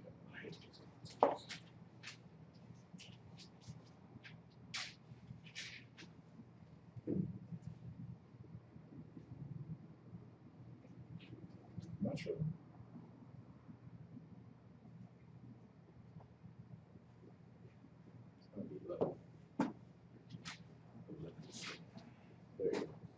Yes, Romans 11:7. What then? Israel hath not obtained that which he seeketh for. See that? Israel haven't obtained what they sought for, man. They haven't obtained what they seeketh for. They in all these churches seeking the Most High now. See that? They're going to Christian church, Baptist church, Seventh-day Adventist church. They're going to, we flooded all the damn churches out, right? They even following Joel Osteen, knowing he ain't even a church. Right. You can talk to the members of his congregation. Yeah, I go to Joel Osteen. I go to Lakewood Ministries, right? But they know that ain't no church. They know he ain't no. Oh yeah, you go to the prosperity teacher. Yeah, he's not really a preacher. Like, why do you go there? Because we seeking after the Most High somewhere, wherever we can get it, right? Israel has not obtained that which he seeketh for. Read. But the election hath obtained it. Who has obtained it? The election. It's for everybody. The election. The election have obtained it. Go ahead. And the rest were blinded. And the rest were what? Blinded. They all got it. Blinded. He gave the gift to everybody. And the rest were blinded. Jesus know my heart. I got the Spirit. And the rest were blinded. See that? Only the elect obtain this, man. Brothers and sisters that follow after what we teaching right now. And they say, you know what? They ain't gonna do like Mary Brown did last night on the chat. You know what I mean? I curse y'all, all of y'all. You know what I mean? They ain't doing that. No, the elect are the ones that are listening. They say, I'm taking notes. I'm going to go study that. I'm going to go find out, make sure those things are true. And then they like, okay, I'm going to follow that. Y'all see that? Yeah, so it says the elect have obtained it, but the rest were blinded. That means all these churches, that's the rest. Why? Because they in there seeking the Most High, but they getting blinded by what? Christmas, Easter. It's okay to do whatever you feel like. You know what I mean? You could be gay, you could be a weed smoker, crack dealer, whatever. Come as you are. See that? Ain't no ending to that. Not come as you are, now change. Not come as you are and we'll fix you. It's come as you are. As long as you put money in the plate, you're good. Right? But that's not the way the Most High teaches it. That's why he said the hour is coming, and now is when the true worshipers, the election that obtained it, will worship the Most High in spirit and in truth. So when you get here, we don't just sit around singing and dancing and playing the drums and everything, right? We worship in spirit and in truth. See that? We do the ceremony, we do the Hebrew, and we keep the spirit of the things that we're supposed to be done, but we also teach the truth. You understand? The true history, the true nationality, the true anthropology, archaeology, all according to the truth about the Bible. Y'all see that? Go ahead and hand up. You answered my question. Oh, okay. All right. So did that help you? Yes. All right. Through my body. That's the real feeling of the spirit right there. See that? You didn't have to lurch on the floor, foam at the mouth, pass out, none of that, right? Get a prayer cloth put over you. Y'all see that? Right, because that's what the real spirit will do, man. You understand? The scripture tell you the spirit, the comforter, which is the Holy Spirit, he'll teach you all things and bring all things to your remembrance. See that? It didn't say you was going to be flying up in the air, walking on the ceiling, hovering, lurching and gyrating all over the floor, playing the tambourine super fast, speaking on gibberish. It didn't say all that. So you get taught all things.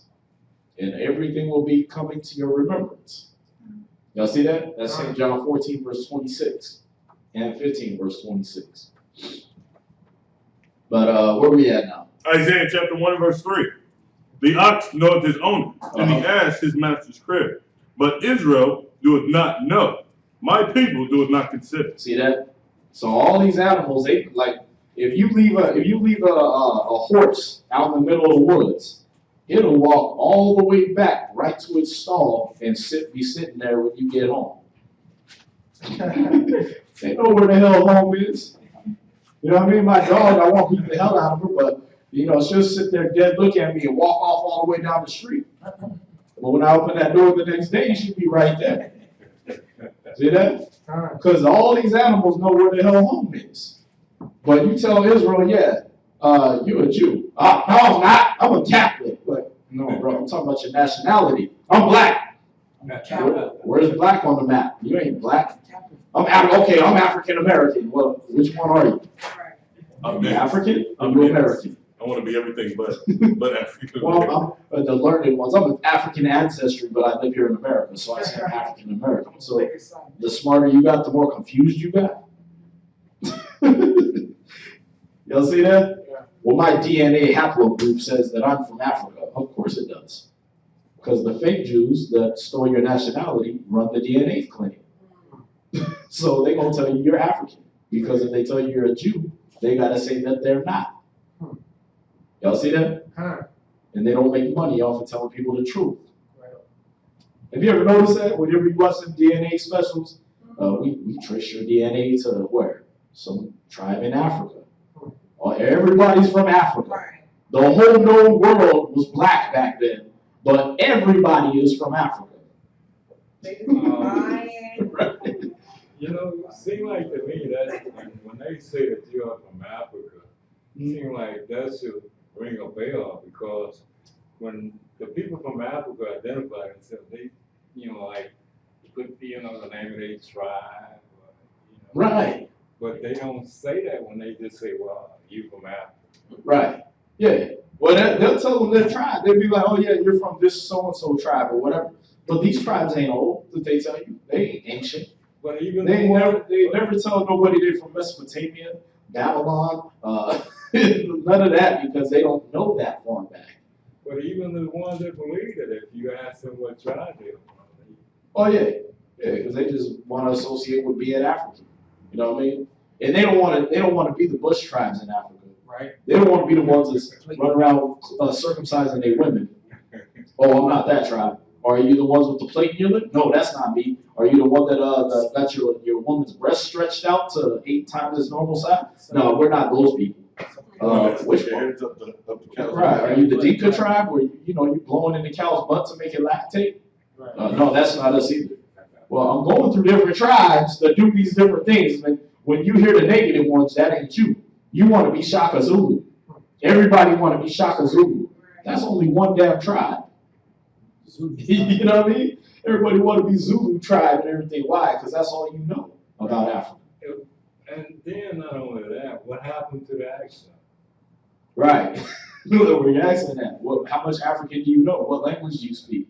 You speak Swahili? You speak Dinka? You speak, do you speak Arabic? Do you speak French? Do you even speak any of the languages that were imported to Africa? I mean, all the accents are like. Can you play the drums, nigga? Can you do?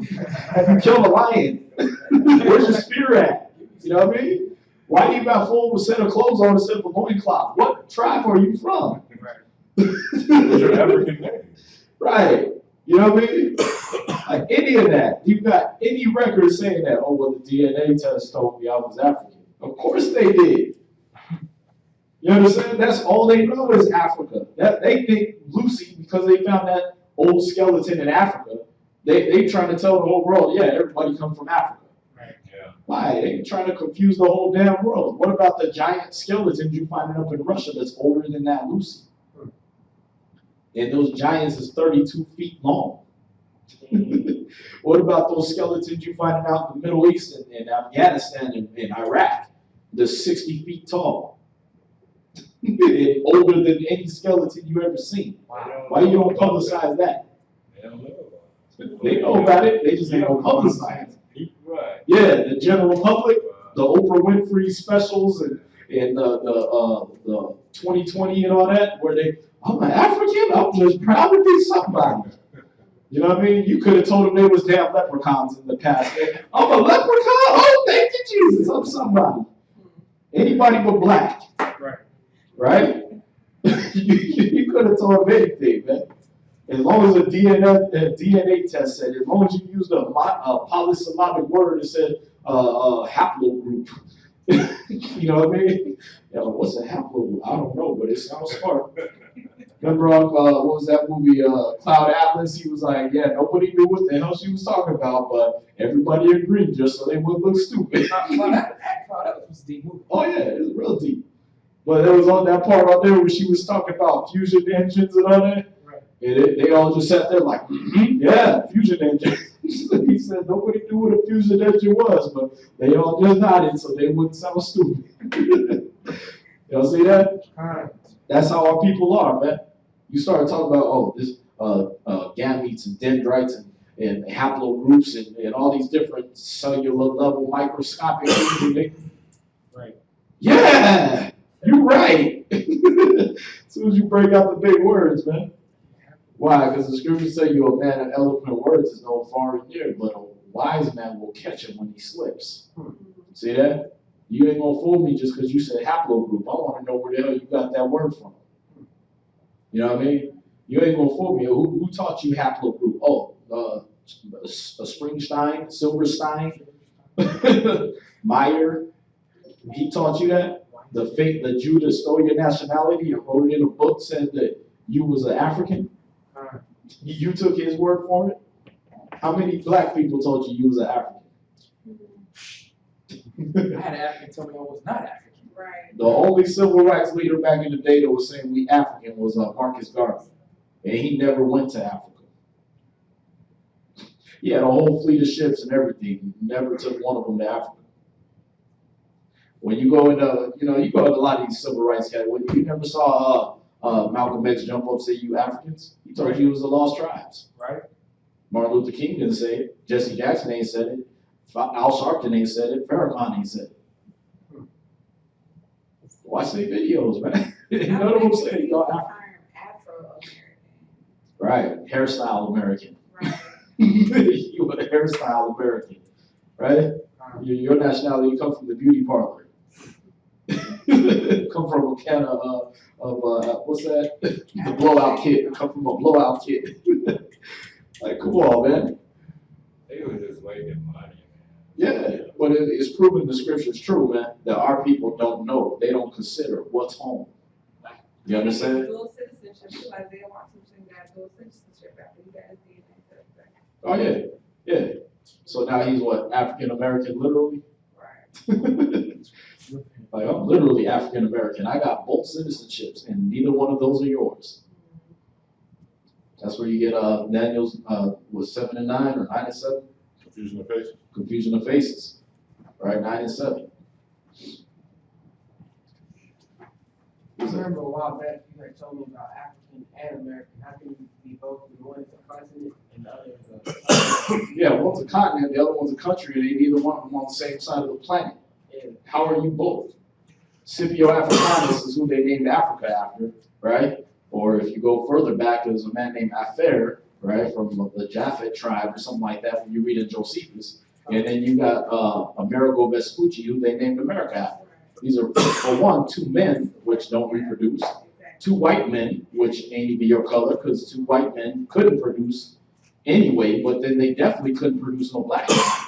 That's even genetics will teach you that, right? So how are you African American? You confused. That's what the hell you are. You confused. What you got? You ready? yeah. Which 97? sorry, Daniel chapter 9, verse 7. Read that, please. Our Lord, righteousness belongeth unto thee. Daniel chapter 9 and verse 7. But unto us confusion of faces. So he said righteousness belongs to the Most High, but unto us confusion of faces. You African American, you Pentecostal, you Baptist, like that's your nationality? As at this day, To the men of Judah. Right, to the men of Judah, right, to the Jews especially, chiefly, that's why he named them first, right? Because the Jews is the most confused. You understand? Right. Even some Mexicans will be like, oh, I'm Aztec, and then, yeah, before them, yeah, we were speaking Hebrew. You know what I mean? Yeah, there's a little bit of Hebrew in our languages and stuff. The Arawak Indians, the Caribs, all these different people, the Jamaicans, the West Indians, they tell you that in their history. But the Jews, gone. Go ahead. And unto all Israel. And then unto all Israel. See that? Inhabitants of Jerusalem. Go ahead. And into all Israel. Right, so all the inhabitants of Jerusalem, Israel, the Jews mainly, confused. Don't know who they are. They got confusion of faces. Trying to claim they everybody. You know what I mean? Well, wait, you left a tribe in Africa, but you told me you was a Pentecostal. That's what you claimed was your nationality.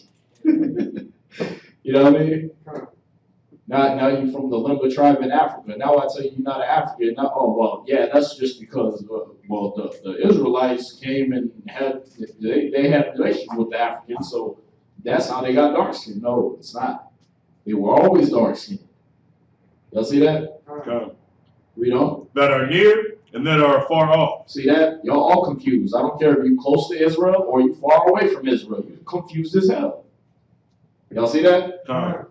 Go ahead. Through all the countries, whither thou hast driven them. See that? They confused everywhere where the Most High scattered them. All right? But let's see, what time is it, man? 2:10. 2:10? Yeah. 40 minutes. Yeah, let's get a couple of these chapters out of Esther, man. And then we'll do a little bit of the Hebrew. So we're going to start there, unless there's any other question. Nah. No? All right. I thought you had a few, though. No. No? I did too, but it was happening more. I think, it was happening more. All right. So I want to make sure y'all study it, too. What's that? I have a question about the marriage situation. When we read Deuteronomy 2020. Uh-huh. So, when we were reading in John 4 about the Joseph Samaritan woman, right? Right. If he knew about her, like, can she?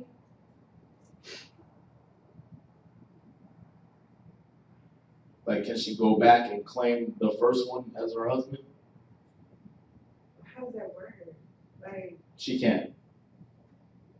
because she's not Israel? Well, because she done slept with 6 men. Okay. Yeah, is it Habakkuk? Let me see.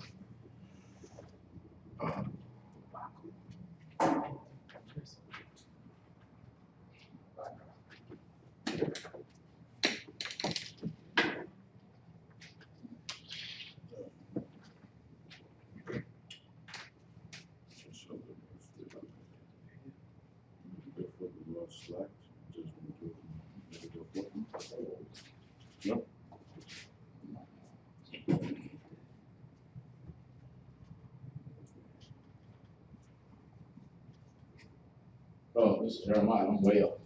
Jeremiah chapter 3. You get started at verse 1. Jeremiah chapter 3 and verse 1. They said, if a man put away his wife, and she go from him, and become another man's wife, shall he return unto her again? Question mark. Shall not that land be greatly polluted? See that? Question mark. That land is greatly polluted. That's why he said you had 5 husbands, and the one you with now is not your own. See that? Because you greatly polluted. Yeah, see that? So yeah, when a woman deals with multiple men like that, she's polluted. Because confusion could come from that. Do you know you got medical cases where a woman done got impregnated by a man that she was married to, and it turned out that that baby ain't his? And it's not because she was sleeping with no other men, it's because a man from way back, his seed was still in her. What? Yeah. From years ago, before she met that man, that seed was still in her and got lodged, broken loose from the man going into her, the one she's with now, and it swam upstream instead of what he had in there. Take that from the top again? Yeah. Take that from the top. You got cases where women have gotten pregnant from their ex-lovers who they ain't been with for years because his seed was still in her body. See that? So they married to some other man, and then he find out he ain't even the father. See that? But it turned out the dude that the last dude she slept with was years before him. Yeah. Yeah. Man, you got all kinds of crazy medical cases, man, where a woman got impregnated by two different kids at the same time. She having twins, and one of them is this man's, and the other one's this other man's. See that? But that's not necessarily the case with twins, right? No. But it's Yeah, with twins is like the cell as that egg got impregnated, it actually went through mitosis. It split, all right, and it became 2 of the same thing. See that? Because basically, when that sperm goes into that egg, all right, it becomes that cell. Right. But that cell still reproduces by itself. See that? So it breaks off into 2. See that? And when you deal with twins, you got 2 that are basically the same cell. They just broke off into different things. I think my friend. See that? What's that? I was saying my friend, he became they're friends, but they became fraternal twins because of that. Because the mother was impregnated, but then she got into a car wreck, which made the egg split.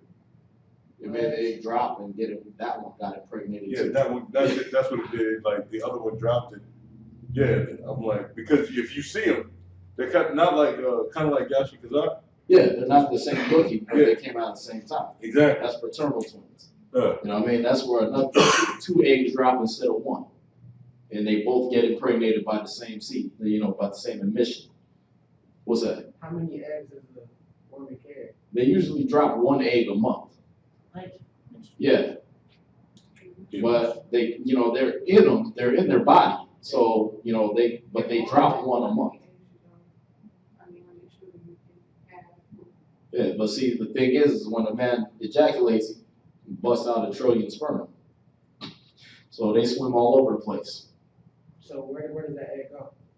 It drops down the fallopian tube, and then if it hasn't been fertilized, right, then it either tries to go up into how does it go into the uterus or whatever. It's been a long time, and then the uterus starts treating it like as if it's an actual birth, but when it realizes it's not, it flushes it out. You understand? That's where the menstrual cycle comes from. It flushes that out. You understand? Yeah. So it's basically like, you know, like hens, they drop eggs, but they ain't all fertilized, so you can eat them. You know what I mean? The ones that get fertilized are chicks. They come out and become other babies. You know what I mean? Yeah. And then you said, you got a question? Well, it was just going into this. So then, if this is saying,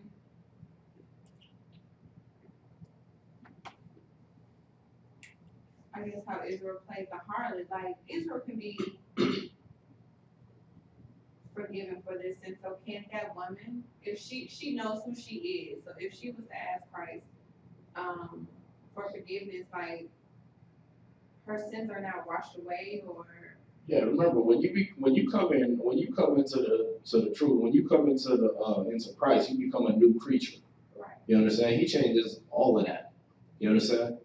So a lot of those things that you were, a lot of that, when you come under the blood of Christ, that's all washed away. And I'm saying that even physiologically, even your body, will change. You understand? So a lot of that, and that has to do with how the Spirit works. You understand? Because I don't talk to people having just in conversation, and like you said, you can feel the tingle in your body, right? You know what I mean? I don't talk to a brother that came to the mall with food poisoning. He was getting a shake to settle his stomach, but he was on his way to the hospital. He stopped and talked to me. I started telling him his nationality and telling him about the scriptures, and we started going into how he was Islam and blah, blah, blah. And he was like, man, I was going to the hospital, but I feel better now. You know what I mean? Just off a conversation. See that? So these are things that the Spirit will literally change your body.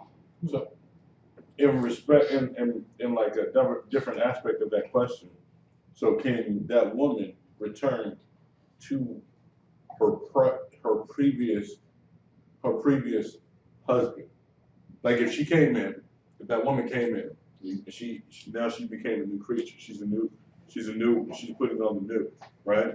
Can she bring in her old husband and bring him back and bring him in and become sanctified in the eyes of the Most High? Yeah. That's where you get into Acts 17 and verse 30, where it says the time of this ignorance the Most High winked at. You understand? Like it's like if you come in and you're like, you know, wow, I still love the first man I slept with, and you know, he still loves me, but I did all these other guys or whatever. Now I know the truth. Can I go back to him? See what I'm saying? If he accepts you, though, like right, if he accepts you, yeah.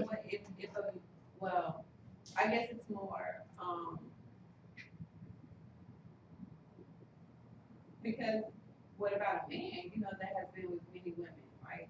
When we got a lot of wives. Right. See, that's why we go to Acts 17:30, because when you're ignorant, the Most High expect you to do ignorant things. You understand? When you become a man, you put away childish things, right? Like your kid, if you have a kid and they come up, you don't fault them for all the stuff they did when they was little. Yeah, you stuck your finger in the light socket. You still that nigga. You know what I mean? Like, no. You know what I mean? Like, those were when you were a kid. I'm not going to hold you responsible for things you did when you was a kid. Same thing. Like, you might consider yourself a grown-up, but in the spirit, you're a babe. You understand? So when you come in, he don't hold you responsible for things you did in a childish mind state. See that? Like, oh, okay, you was run by your little pecker all over the neighborhood. Those ain't all your wives no more. You become a new creature. You stop doing that, right? And if you do from now on, you're responsible for that woman or those women. You understand? But if you stop, you understand? and realize that, okay, the next one I sleep with is going to be my wife. That's your wife. You understand? You're not responsible for them other ones. Now, if he wants to be responsible and they do accept that, you know, he can have technically, I mean, they're already his wives. yeah, we done had couples where they come in and we tell them, listen, you know, if this is the one you want to be your husband and wife forever, that's your decision. If not, you might want to check. You know what I mean? You might want to make sure. Because that's the thing, is you got couples that come in, they on kind of shaky ground and all that, and they're like, whoa, I gotta be with him forever? Like they thought it was gonna be boyfriend and girlfriend, husband and wife situation. You know what I mean? Like we could break up, we could divorce. No, you bound forever. You under his law forever till he die. Oh, no, I don't want to do that. Well, cool. So where the soul, like, is that real? Soul ties? Soulmates. Soulmate, soul ties. And when you sleep with somebody, like some people say You're that. automatically tied to that person in your spirit. We don't say souls, but Right. yeah, your spirit is tied to that person. Yeah, that's why I said when the angel came down to Joseph, he said, "Be not afraid to take unto you Mary, your wife." See that? Remember, he was minded to put her away privately, right? Because nobody knew that they had sex. So he could have put her away and just been like, I just, you know what, we was gonna get married, but I don't feel like it now. Because nobody knew. But the angel came and checked him like, don't be afraid to take unto you Mary, your wife. Oh, you saw that, huh? Yeah. Oh, you know about that. See that? You had your hand up, bro? Yeah. But okay, so after you do all of this, I mean, like, was like if you lay with a woman, then I mean, like, okay, in the eyes of God, you marry, okay. So like, just for the truth of, I mean, like, you necessarily have to go through the justice of peace. I mean, like, you don't got to deal with the unjust in anything. The scripture tell you, dare any of you go to law before the unjust and not before the saints. 1 Corinthians chapter 6. See that? I mean, 1 Corinthians chapter 6. Good. 6 and what? 6 and you start at verse 1. But yeah, you don't have to go to them for nothing, man. I mean, the scriptures tell you, we'll have to serve them in nakedness and in thirst and in want of all things, right? So like, if you want the benefits of saying, okay, this is my wife and we want tax breaks and all this stuff, yeah, you got to do that on paper, right? But yeah, but to be considered man and wife, you just got to have sex, but to the Most High. I get that scripture. So what if something happens then, like, you have to, like, you got to break up? Then what? I mean, what do you do? If you both knew, if y'all both have the knowledge that, okay, we're husband and wife forever, right? And y'all break up, y'all still married in the eyes of the Most High. You understand? So, I mean, so you have to, like, so what about, like, life after that? With, like, You're committing adultery, according to Christ. All right? Wow. Yeah, so then you can go to Matthew chapter 5 for that. But read where we're at. We'll go to Matthew 5. I have a question, right? Hold on, one second. 1 Corinthians chapter 6 and verse 1. Dare any of you, having a matter against another, go to the law before the unjust, and not before the saints. See that? So he's like, you don't dare do that. You don't go to the unjust.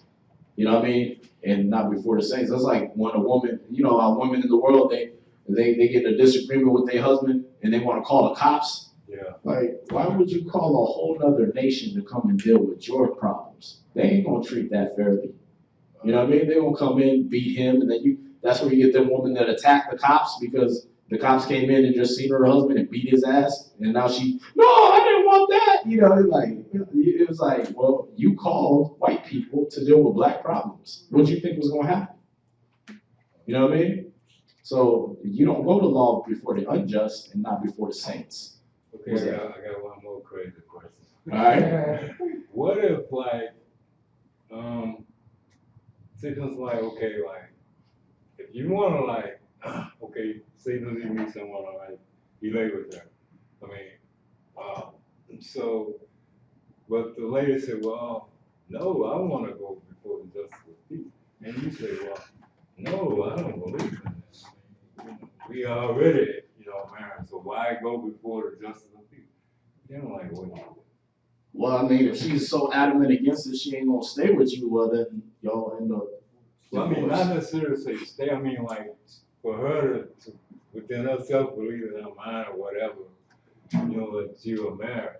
Right. Two of you are married. Then she don't believe what you believe. Basically. So it's best not to do this. Yeah, it's best not to really deal with her. But the thing is, if, like the scriptures tell you that if the unbelieving wife is sanctified by the husband and all that, right? But if the unbelieving wife is trying to draw you into unbelief, yeah, you gotta separate from her. You understand? Sometimes that's why it says if she be pleased to dwell with him. See that? Now, if it don't please her to dwell with him, she gotta go. Yeah. See that? And vice versa. You're an unbelieving husband and I don't want you wearing no head cover. I don't want you walking around with your booty hanging out and everything like that. No, I'm a Hebrew. I don't do that. And you can't do that to me. Y'all gotta break up. You know what I mean? So, but the problem becomes is that, well, if he never believed, then he's not bound under that law. You understand? If she believed, the problem then that was the time of her ignorance. She was with a man that is not going to go with that. So she got to find a man now that will go with that if she's still wanting the man. Mm-hmm. See that? She got to go with a believing man. Now she got to be more selective. You understand? Because she brought in a man into the truth that he wasn't down with that. Right. You know what I mean? Oh yeah. Well, no, I don't want to be married to you forever. I want to be able to do what I feel like. Okay, well. There's no way I can convince you. Can we just live together? And you know what I mean? No, I don't even want to live with you. Like, I didn't even know it was going to be like that. Okay, well, see that? He's in his ignorance still. Times of her ignorance, picking up a dude like that was winked at. So how do you divorce someone in the eyes of the Most High? You die. All right. Well, check this out. We'll go to Matthew 5:27, man. Matthew chapter 5, verse 27. Matthew chapter 5 and verse 27. Ye have heard that it was said by them of old time, thou shalt not commit adultery. Go ahead. But I say unto you. So we know the Old Testament, we're in Matthew 5, verse 27.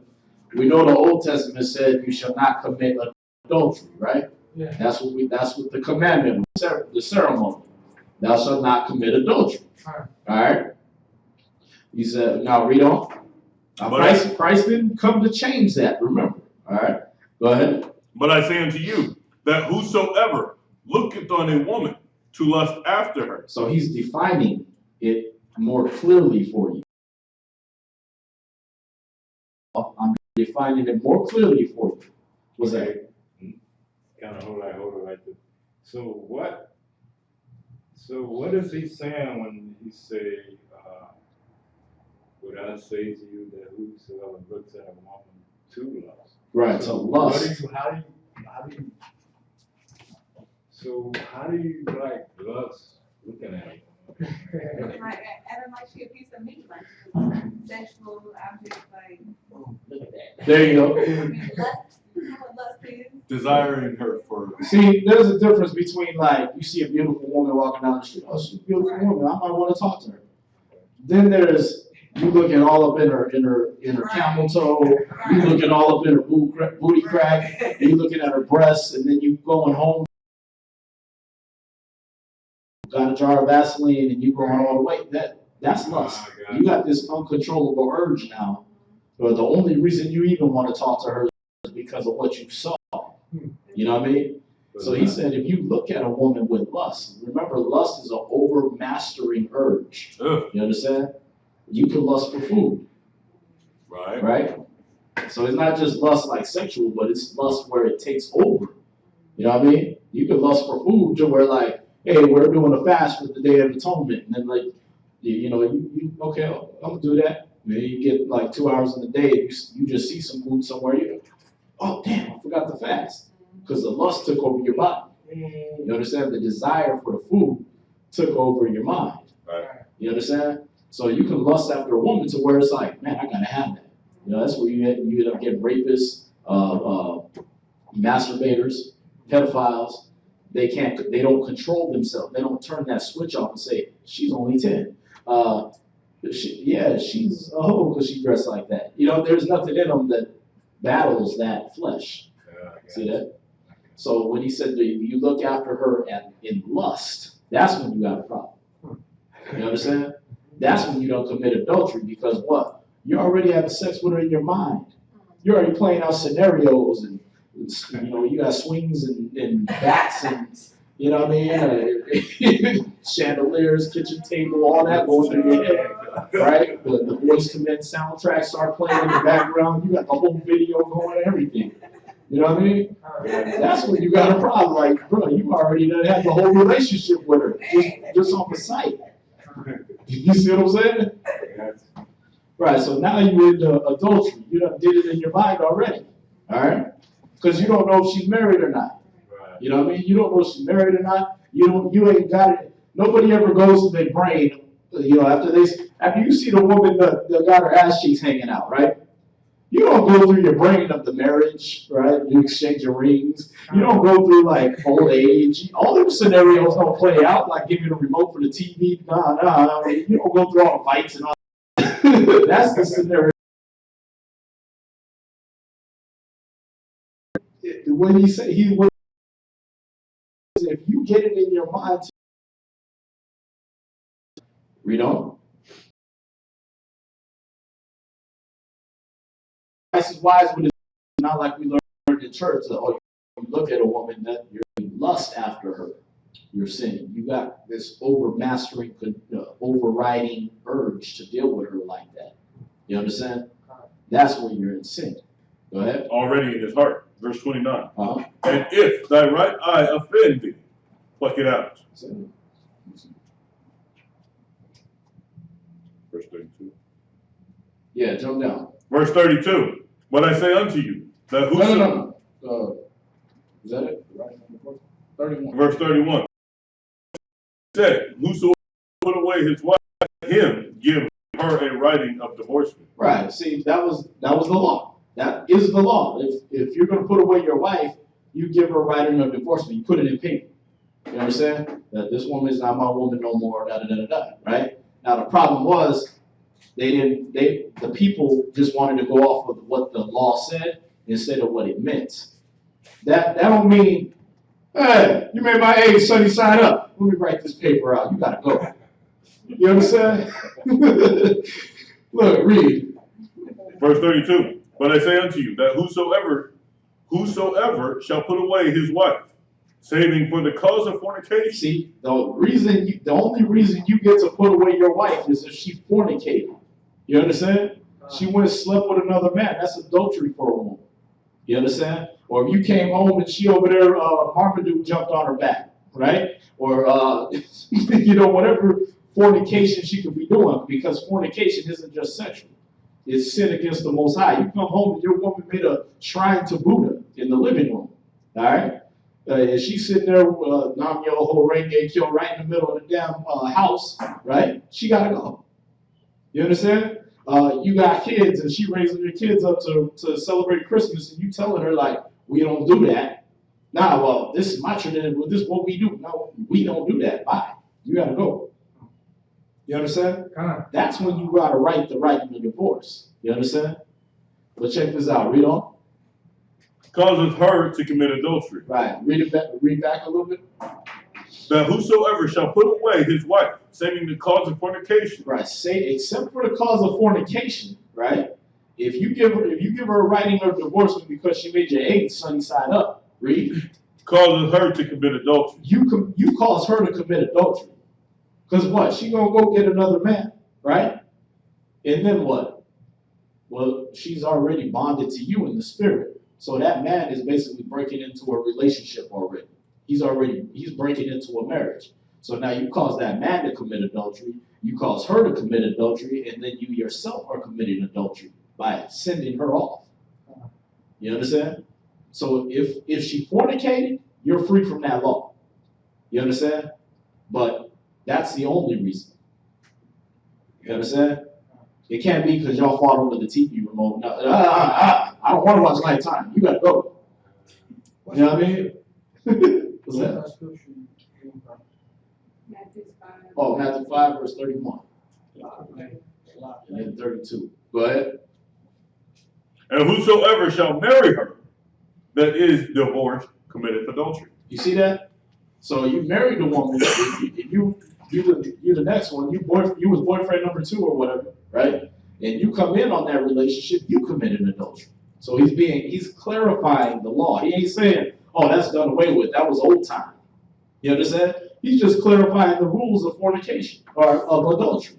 So, if say for instance, like you meet someone, okay, that's separated from her husband or whatever, and it's done without fornication, and you don't know this. So, Right. That's why you gotta ask questions. You know what I mean? When's the last time you had a boyfriend? You ever been married? You still married? You know what I mean? You ask questions. You know, that's why he said that lust. If you let that take over, it's gonna lead you into not asking questions. You understand? You chase her because you seen her in the club and you know she had her breast pushed all up under her chin and everything. You like, yeah, I'm gonna hit that. Well, guess what? She's married. You know what I mean? Or she's in the process. Oh, I just got away from him to sign the divorce papers, but I still live with him and cook him dinner. Right. You're married. You know what I mean? But you didn't ask no questions. You just went in. You commit adultery. See that? Or now check this out though. Here's the thing. If say you come to the truth, right? You see a sister and you, okay, you know, I want to talk to you, right? And she, you know, she ain't dealing with no brothers in the camp or whatever like that. Now, maybe she had a man in the world, right? But she came in here and he didn't believe it, he left her or whatever. Now you're not committing adultery in that case. You understand? No, that's the time of the ignorance. That's all wiped out. You know, that's done. That's over. They ain't dealing no more, right? So that's a woman you can deal with. You understand? But yeah, if you come in and you know, and both of them are in the truth, and he wrote her a writing divorcement because he don't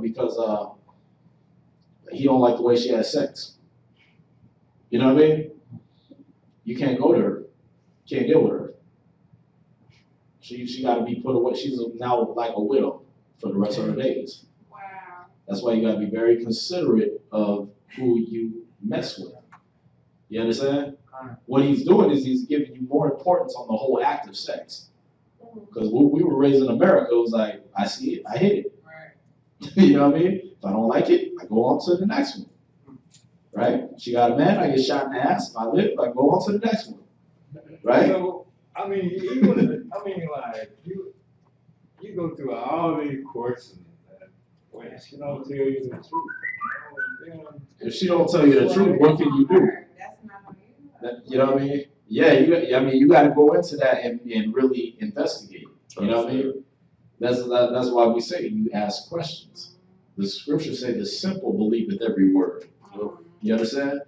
So only a simple person is just gonna be like, oh, you ain't got no man? Okay, well let's do this.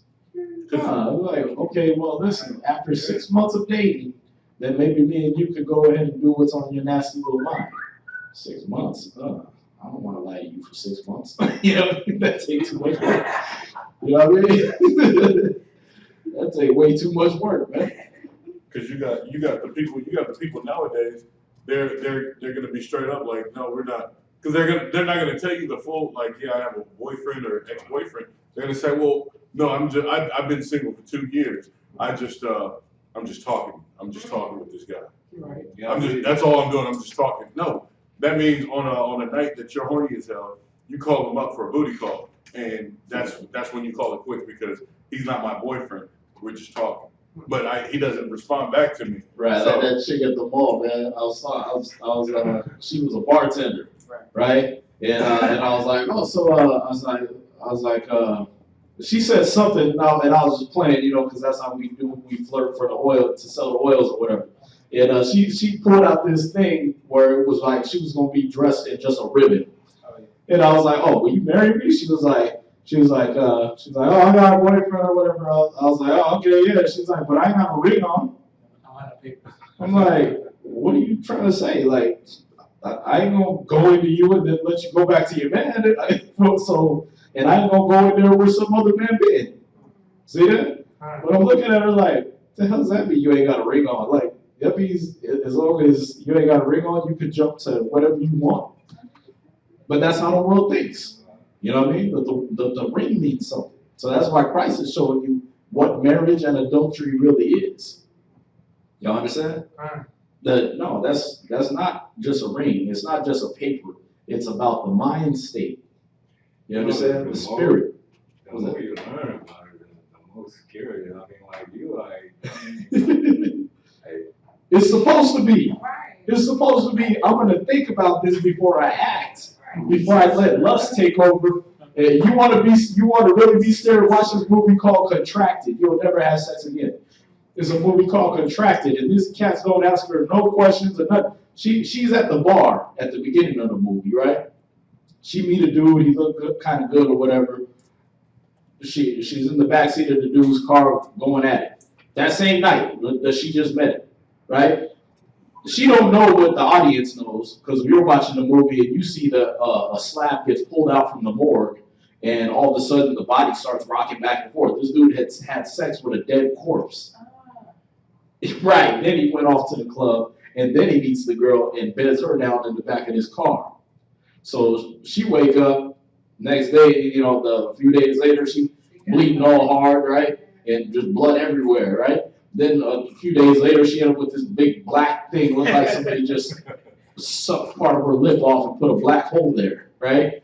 And she ended up with this thing right here. Then her skin started getting purple splotches like she got AIDS and everything. Then her eyes start getting all glazed over and everything like that. Her vagina basically rots. Her inwards start rotting, right? Then you got this other dude who liked her the whole time before that. And then she finally, because nobody else want to touch her because they got common sense. But she finally started, hitting on him. So he's so happy to get anything that he started going into her. And it tingles. And he don't stop. He keep going. Then he said, wait a minute. He pulled out, and these maggots fall out of her. Maggots. So you got to ask questions, man. You gotta be like, where the hell have you been? That's funny, man. We go to a restaurant, be like, make sure you wash your hands. Right. You know what I mean? I don't know where the chef been. You see the chef pick his nose, man, eat here, right? But you go to a woman and stick the most important part of your body into into that hole and not know what's in there. Have you seen kids, the old kids? Kids, yeah. You know, where all the kids end up getting AIDS and stuff like that? Yeah. She was a virgin and got it. He sought out like. Because he said he loved her. Yeah, I love you. Okay. Let me give you this seed. Let me get this package from you. They out of their mind, man. But see, that's why Christ is saying is, look, ask questions, find out. You understand? Don't just go off of lust. Oh, go ahead. I'm sorry. I mean, it's the more you learn about it, the more seriously you take it. Sometimes you kind of think like, hey, is it worth taking to tell me like? Oh, that's what the apostles said out. Hey. You got the same mind as the apostles, man, because they said, well, if the case be so, it ain't good for a man to marry. They said the same thing right after. See that? I think it's in the same verse, right? Or the same chapter. Where are we at right now? Verse 33 now. Uh-huh. Again, ye heard that it had been said by them of old times that thou shalt not forswear thyself. No, it's in a different one. But after he tells them that, they come back and they say, well, in that case, it's not good for a man to marry. You know what I mean? He said, well, not everybody can receive that saying. You know what I mean? Not everybody can hold out and just not ever have sex. You know what I mean? I can see why that would really be hard to do. Yeah. But see, the thing is it's not that hard. I'm just gonna ask you questions. That's not hard. You know what I mean? Instead of just necessarily mean you're gonna get the truth. I mean, because you ask questions. Yeah, but that's why you ask more questions. Because look how detectives do it. You come in, you say you didn't kill somebody, right? What they do? Cross-examine you, have somebody else come in and play good cop, bad cop, right? They do all that. you can examine the woman the same way, man. You know, you go and clink drinks with her at the club or whatever. Yeah, oh, you ain't ever had a boyfriend. Oh, okay, cool. Right? Then you have one of your girls go over there and, hey, yeah, man, I was just with this guy. When's the last time you been with a guy? And then she tell him, oh, yeah, last week. As a matter of fact, I'm still with him. And then she turn around and tell you that she ain't been with a dude for 2 years, right? But your girl was like, hey, she just said she was with a dude last week. You know what I mean? You get information. All you got to do is you got to use all the tricks available, man. Because remember, do you really want what they got now? Besides the adultery part, do you really want AIDS, syphilis, gonorrhea, herpes simplex? What else they got, man? West Nile virus. Right, you want to inherit all her kids? Like, are you my daddy? She ain't got no boyfriend, but you see her the next day with hickeys all up on her neck. You're like, oh, what was you doing last night? I was just talking to this guy. Yeah. I talked to this woman, man. She was beautiful in First College months. We sell oils, right? This chick was beautiful, man. She was 6'1", built like a Playboy model and everything, man. Sister, light skin. You know what I mean? And I'm talking to her, man. She going for all the game and everything like that. And you know what I mean? I realized that she ain't really gonna buy oil, but I done laid all this game out there. So she like, she want to give me the number and all this stuff. Come walking through the mall with this dude that's like 6'5", 400 pounds. You know what I mean? And trying not to look at me like, hey, what the heck? Like, chick, you was ready to go outside the backseat of the car with me yesterday. But what? That's why you gotta ask questions or let time tell it. Like, yeah, I get your number. We ain't going in the back seat. I get your number.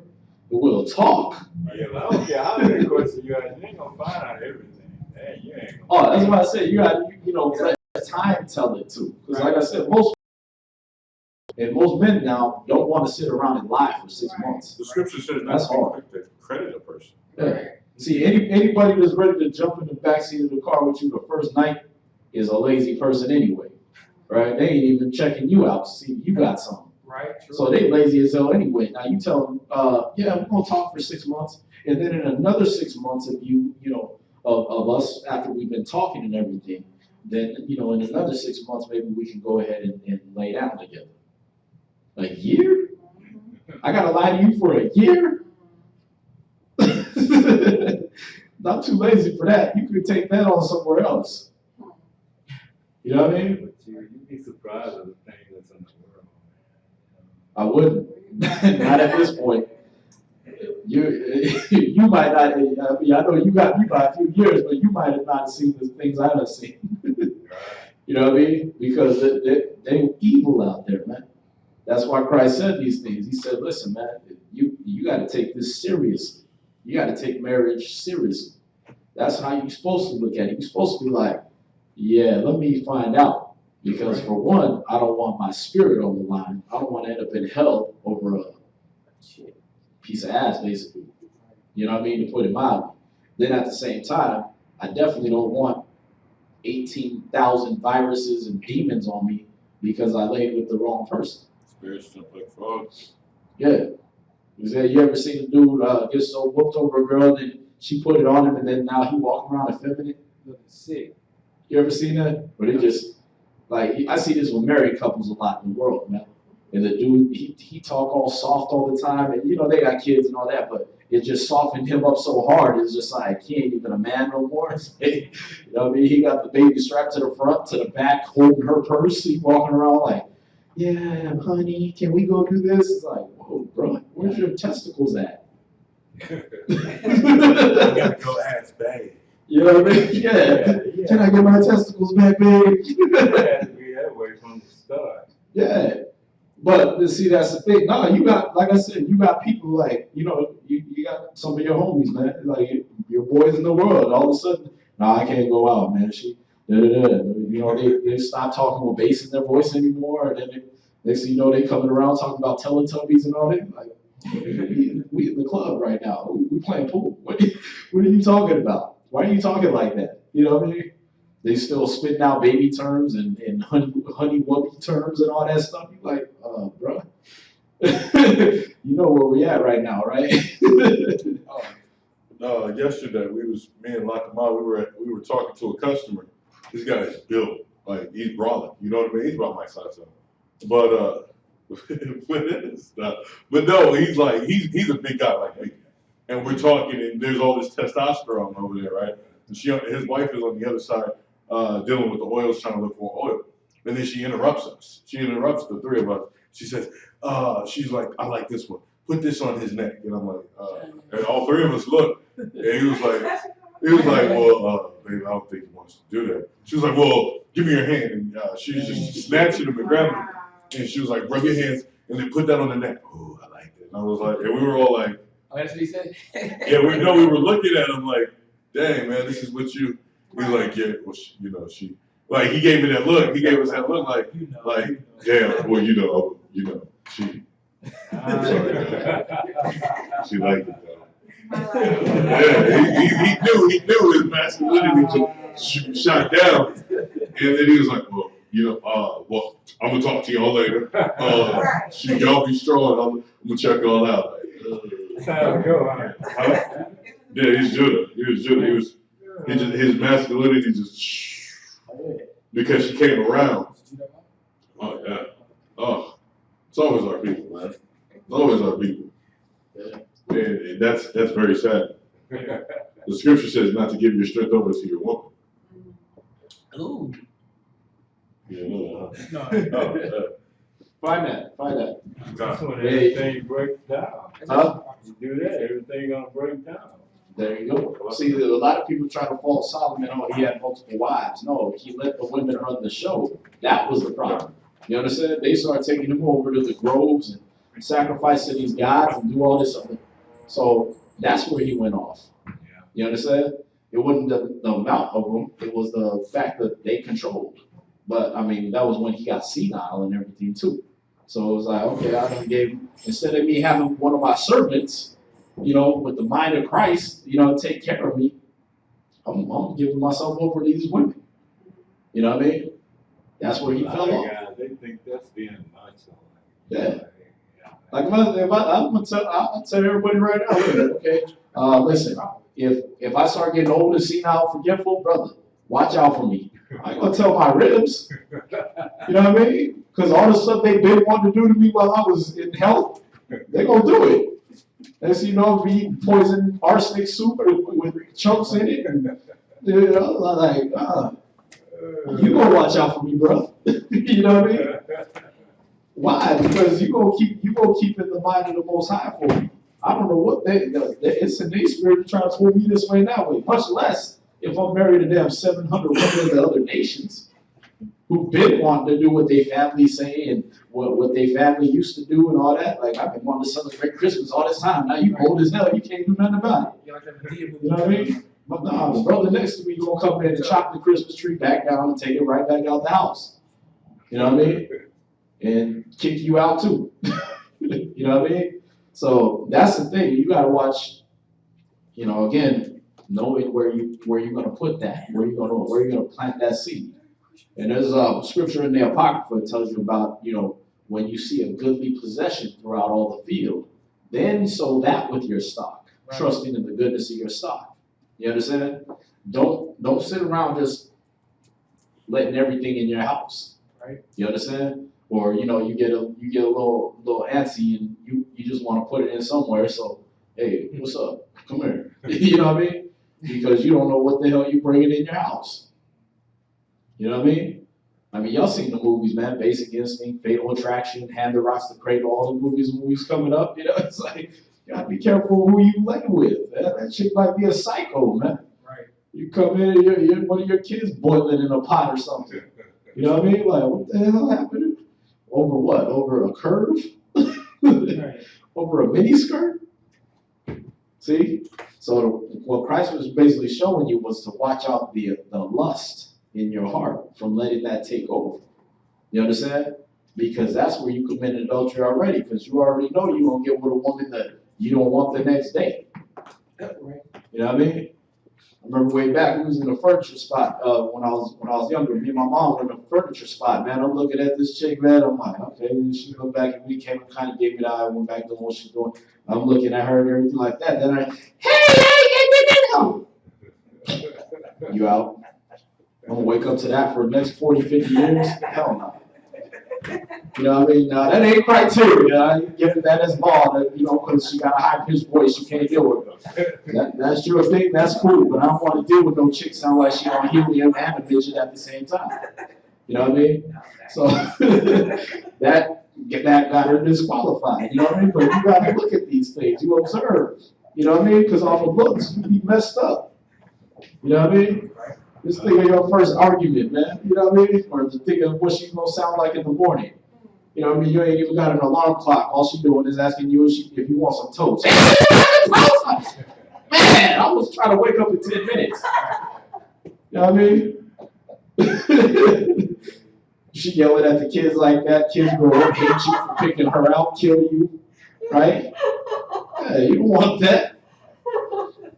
You understand? So you gotta watch who you dealing with. Proverbs 31:3. Read that. This is Proverbs 31, verse 3. Give not thy strength unto women, nor thy ways to that which destroyeth kings. You see that? So he's showing you, man, don't just give your strength, give all your manhood over to a woman.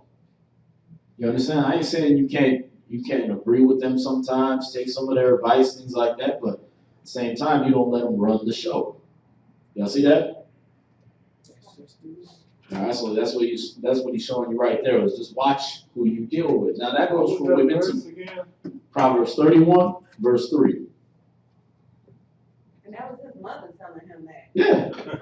Yeah, so, you know, that ain't manly advice like, hey, man, you know what I mean? Watch out for these hoes, man. You know what I mean? No, this is a mom telling her son, watch out for women. I know them. You know what I mean? So, you know, you got to see, you know, like mom tell you know that I'm like, hey. Yeah. When you read verse 1, you find that out. You see that? So that's womanly advice, man. That you got to watch out for them. See, everybody thinks it's one thing when we saying, oh yeah, Solomon said among 1,000 women I found none, and among 1,000 men I found one, and this and that. Well, you know, you're just trying to be a chauvinist. Well, what about Proverbs 31? Where it's the woman telling you the same thing. You see that? But at the same time, that advice works for women too. Y'all got to watch who you lay with.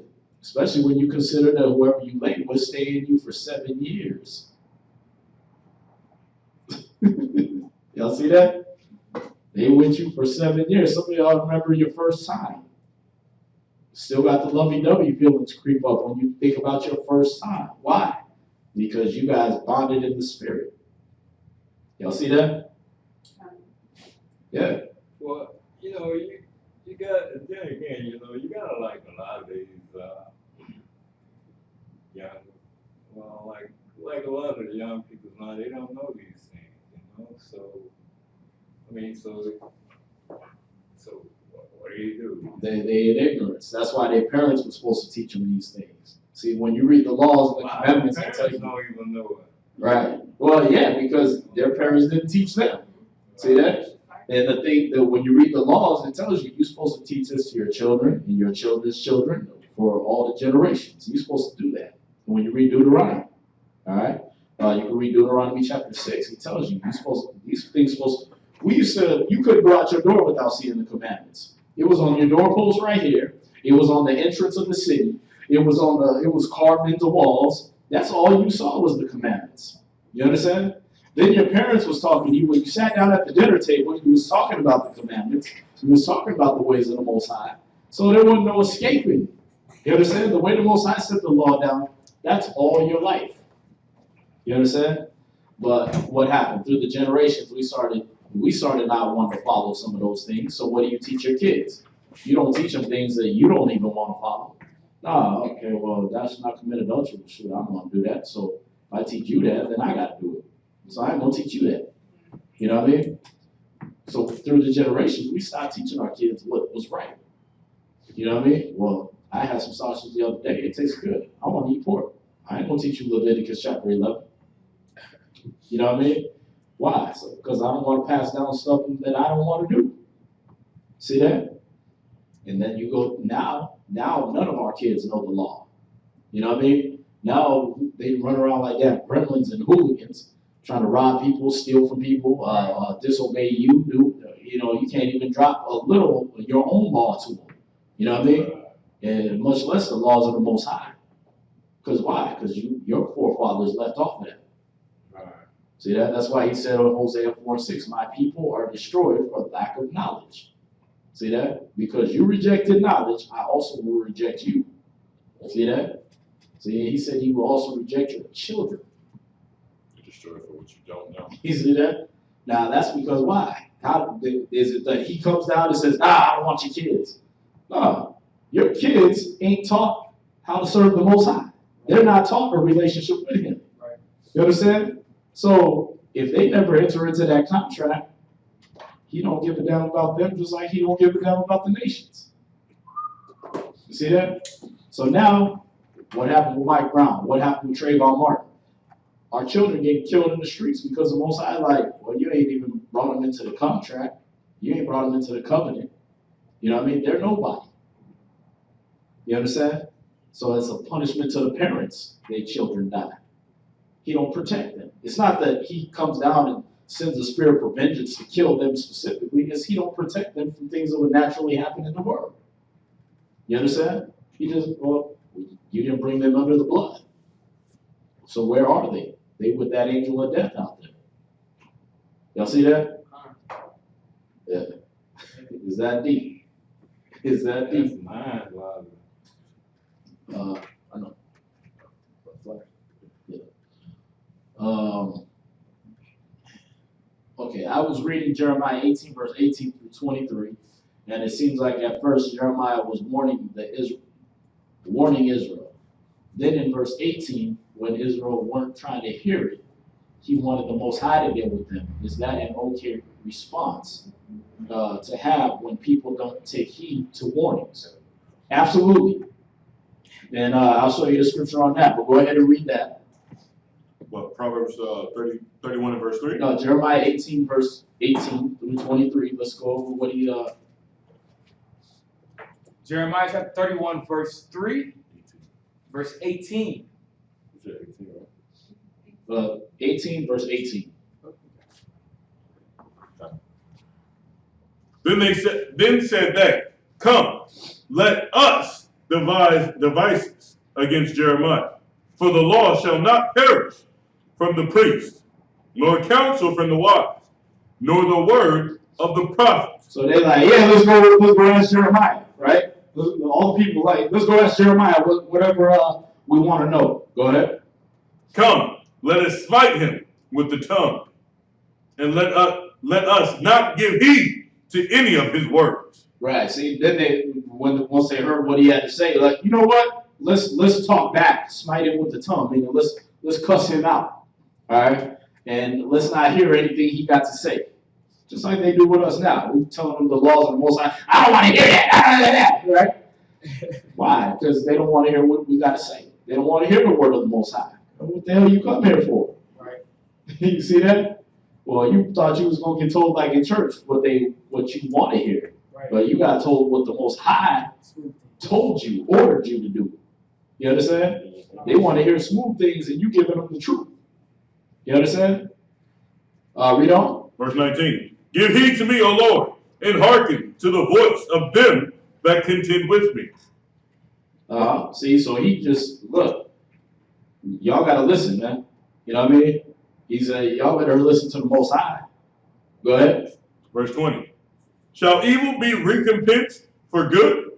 Right. Are you supposed to give somebody evil when they do good to you? Like he said in, was it Philippians 4:6? Says, is I evil because he said, yeah, am I therefore your enemy, become your enemy because I tell you the truth? It's Philippians 4:6, right? Yeah, he can get that one. Let him get that. Find that one, and then you read. Okay. Hmm? For they have digged a pit for my soul. Remember that I stood before thee. See, so now he's like, look, they all against me now because I told them the truth. So look, they in your hands now. You know what I mean? He's like, yeah, he's praying to the Most High now. Well, I tried to tell them they're against me. You understand? So now they're in your hands. You got to deal with them. All right, go ahead. They have digged a pit for my soul. Remember that I stood before thee to speak good for them. Right, see, remember I stood before you to speak good for them. Right? I was trying to reconcile them with the Most High. I didn't want your wrath to come on them. Remember, I did that. All right, read on. And to turn away your wrath from them. Right, go ahead. Verse 21. Therefore, deliver up their children to the famine, and pour out their body, their blood. He's saying you got to teach them. Let their kids wander in the streets. Let them starve, because they don't want to learn the laws of the Most High. They don't want to learn your ways. So you know what? Put them through things. Chastise them. Teach them. What's that? Therefore, deliver up their children to the famine. Let them starve. Oh, gotcha. Yeah, he's like, let them. Knowledge? Huh? No. Knowledge? Both. You know what I mean? It's like, let them starve. Let them go through famine. Let them go through slavery, because that's the only way these hard-headed Negroes won't learn. Right. You want to hear them get their butt whooped. Right, like, okay, I done prophesied to you the future. I done, when you read Jeremiah, he done prophesied the whole future to everybody, right? Told them that the enemies was going to come. We're going to end up in Babylonian captivity, Assyrian, the Greeks, Romans. We're going to go through all these captivities. If y'all don't start listening to the voice of the Most High, you're going to have all these prophets come and try to teach you the wrong way, and I'm trying to tell you the right way. All through Jeremiah, he's doing that, right? The people don't want to hear it. So he's like, okay, Yahweh, they don't want to hear the words you got for them. They don't want to hear when the future is being played out for them. You understand? Like, I told you we was going to go to Assyrian captivity. Now we're in Assyrian captivity. Y'all don't get it now? That I'm right? Okay, Yahweh, you got to get them. You understand? Let their kids go through some famine. They don't want to hear you. Let them starve, man. That's famine, no food. Right? So that's basically what he's saying out about going up into the... Yeah, he's giving them people into their hands. Yeah, Galatians 4:16. That's what it was. Okay. All right? Am I therefore become your enemy because I tell you the truth? See that? But yeah, he's basically like, look, give them. I'll put them in your hands. Yeah, you punish them the way you punish people. You understand? Because I used to be able to just tell them and they do it. Moses used to be able to tell them and they do it. You know what I mean? Now they done got so hard-headed, they want to fight me, they want to cuss me out and everything. You get them. See that? So he says, give their kids over to the famine. Read on. And pour out their blood by the force of the sword. See that? And kill them. Get the wicked that are your sword and pour out their blood by the force of the sword. That's why 100 million Native Americans dead to establish America. Tribe of Gad. 300 million dead in slavery, in the transatlantic slave trade. Judah. See that? Why? Give their blood over to the sword. Give it to the wicked. Since that's the only way they won't wake up and learn. That's the only time. It's like they said, there's no atheists in foxholes, right? Everybody's an atheist and I'm big, bad, tough and everything till the bullets start flying. Then it's, oh, Jesus, right? I thought you was an atheist, right? Well, everybody wants to turn away from the Most High until their kids start getting thrown overboard a slave ship into the sharks. Then it's all about help me, right? Everybody's a tough, big, bad, rebellious Israelite until the cracker cracks the whip. Then Jesus, what was that, right? Like now you want to serve God. Now that you get the whip crack, you out picking cotton for 20 out of the 24 hours of the day. Right? Now you want to pray. Now you want to, where's God in all this? Right? He's the one helping him crack the whip on you because you didn't want to wake up the first time. I mean, he wasn't really like, he just kind of like turned his back, right?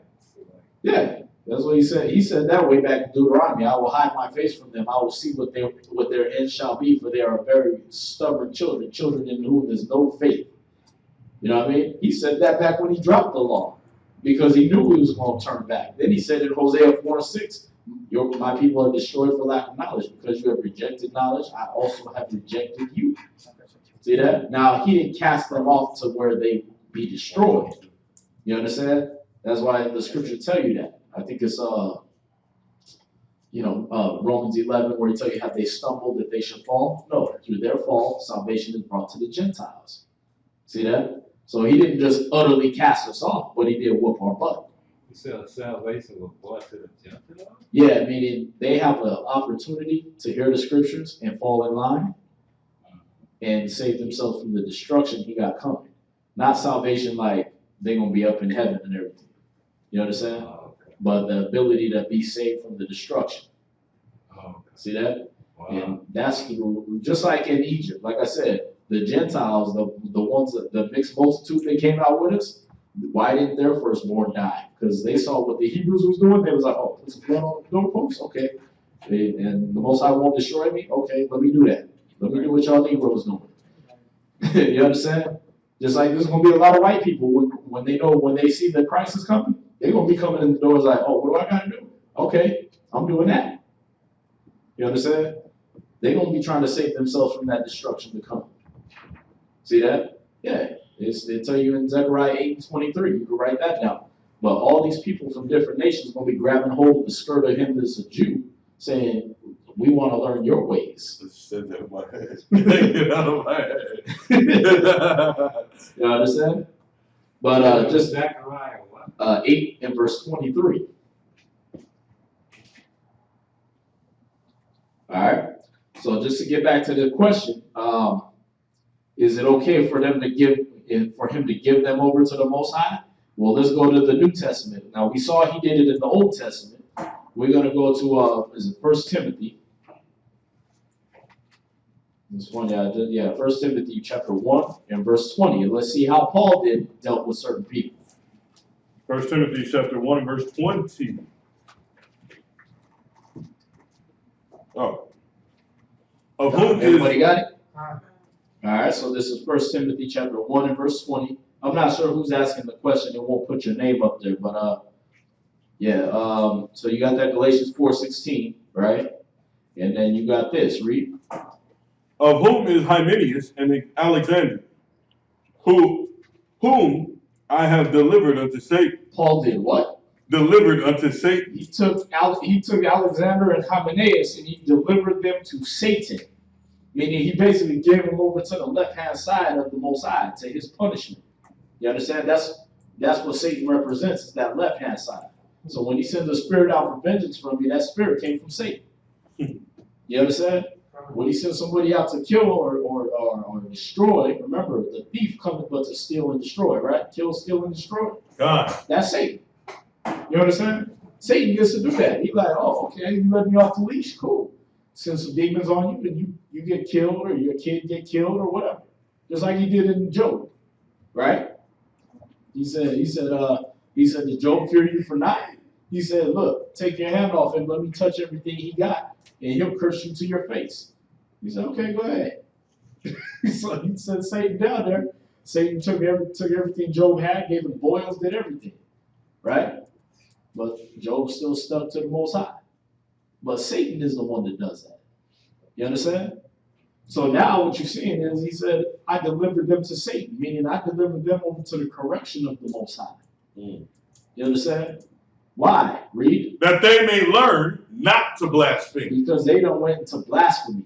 And the only way they're going to learn, because I already showed them the scriptures, and they want to cuss me out, they want to go against me, they want to fight back and do all that. So, you know what? I got to deliver you to Satan then, man. Most High got to check you. You understand? Right. That's why, and the scriptures tell you it is a fearful thing to fall into the hands of the living God. Is that Mark 12:46? But see, you got to watch out for that, because once you get into the hands of the Most High, 12:24. Yeah, once you get in the hands of the Most High, that's where there's no forgiveness. Remember, the Most High is the same one that said, if your son talk back and he's rebellious, take him outside and have the congregation stone him. Right. He ain't playing. You understand? If a woman's caught in adultery, you take her out and you stone her to death and the man she was sleeping with. There wasn't no forgiveness. There wasn't no, oh, you're sorry? Okay. You understand?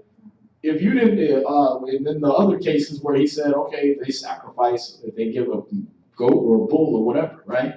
But for adultery, for talking back to your parents, for doing certain things, you was killed on the spot. So he don't really like favor one over the other, right? Good. Like, is there different levels of sin? Yeah, There's only one. No, not say levels of sin. I mean, for like how he do things. Oh no. Like he love you and then he'll destroy you. Nah. You know, he don't. That's where Christ comes in. He's the one that added the other level of grace. Remember, they was back talking Moses. What the Most High do? Broke out and burnt like 3,000 of them, right? Someone was getting rebellious and everything. What did he do? Open up the ground, swallow 30,000 of them. Oh, y'all getting rebellious again? I'm gonna send snakes, poison snakes, come and kill 40,000 of them. His sister got hit with leprosy. Yeah. Oh, you talking back? You don't like Moses' choice in women? Right. Boom, you're white now. From head to toe. Then he'll take you and do like great things for you, right? Yeah. Boy, it's like, how do you? He's the father, man. How do you wrap the head? I mean, how do you? Well, that's why Christ had to step in. Was because it was like you was getting instantly, you're dead. Like that was your last mistake, your first and last mistake. The Most High just killed you right on the spot. Christ had been just like Moses did before us. There was a time where the Most High told Moses, look, move out the way so I can wipe them out and I'll make a new nation out of you. Moses said, no. He said, otherwise your enemy's going to look at you and say that you're not just. See that? That you brought all these people out of Israel and everything, or out of Egypt, and just so you can kill them. You don't want that. So, for my name's sake, I'm not going to kill them. But there was a time where the Most High was so mad at us, even in Moses' day, that he was going to kill all of us. He was just etch-a-sketch. You know what I mean? Shake us all loose. Oh, still shake up. See that? And at the time of Christ, he was going to do the same thing. You understand? That's why Christ came and died. Yeah. You got to understand that. The Romans were supposed to utterly wipe us out. That's why we went through 6 captivities. We in the 7th now, but we went through 6 captivities by the time of Christ. Because he was going to wipe us all off the map. See that? But then he said, you know what? I'm going to preserve a remnant. I'm going to wipe y'all all out except for this remnant. There was only 8,000 people at the time of Elijah. That's it. 8,000 people out of a whole nation. Yeah. Then now he upped it in these days to 144,000 elect and then a third of Israel. You understand? But before, he was going to wipe us all out. Except one.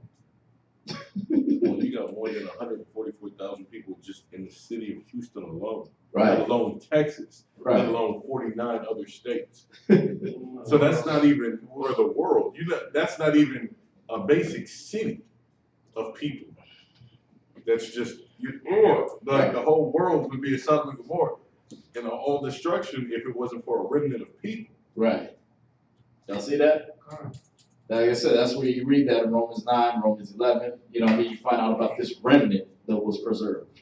That's how it is now. You got 7 billion people in the world. Only 1 billion might make it.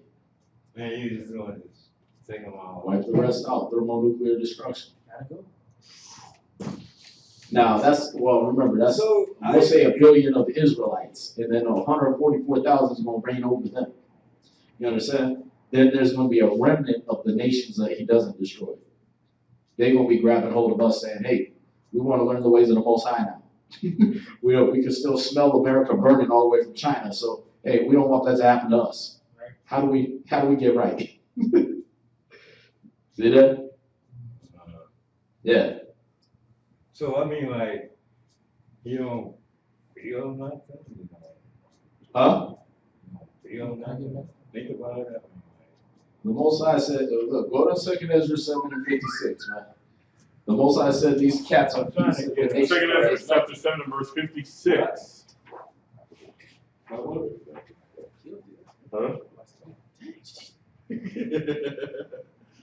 Which one? What? It's in a pocket for everyone. I'll have a good one.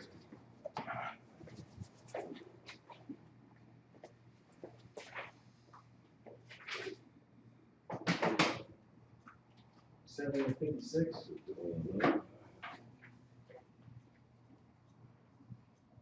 You should say it, what up? Second Ezra 7, verse 56 in the Apocrypha.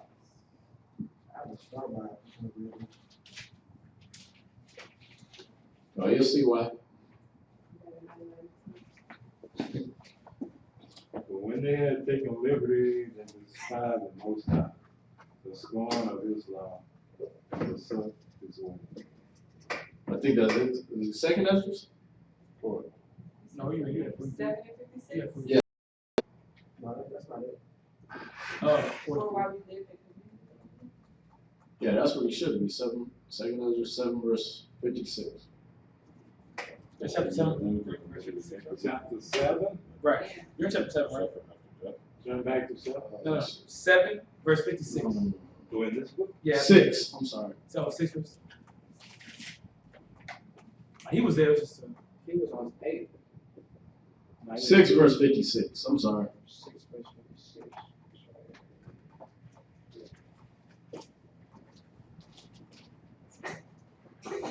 As for the Start at verse 55. Verse 55. All this have I spoken before thee, O Lord, because thou madest the world for our sake. So he made the world for who? Our sake. See that? He made the world for Israel's sake. You understand? Go ahead. As for the other people, As for the other people, right? Go ahead. which also came of Adam, Right, so we all come from Adam, right? Everybody on earth come from Adam. He said, as for the other people that also came from Adam, go ahead.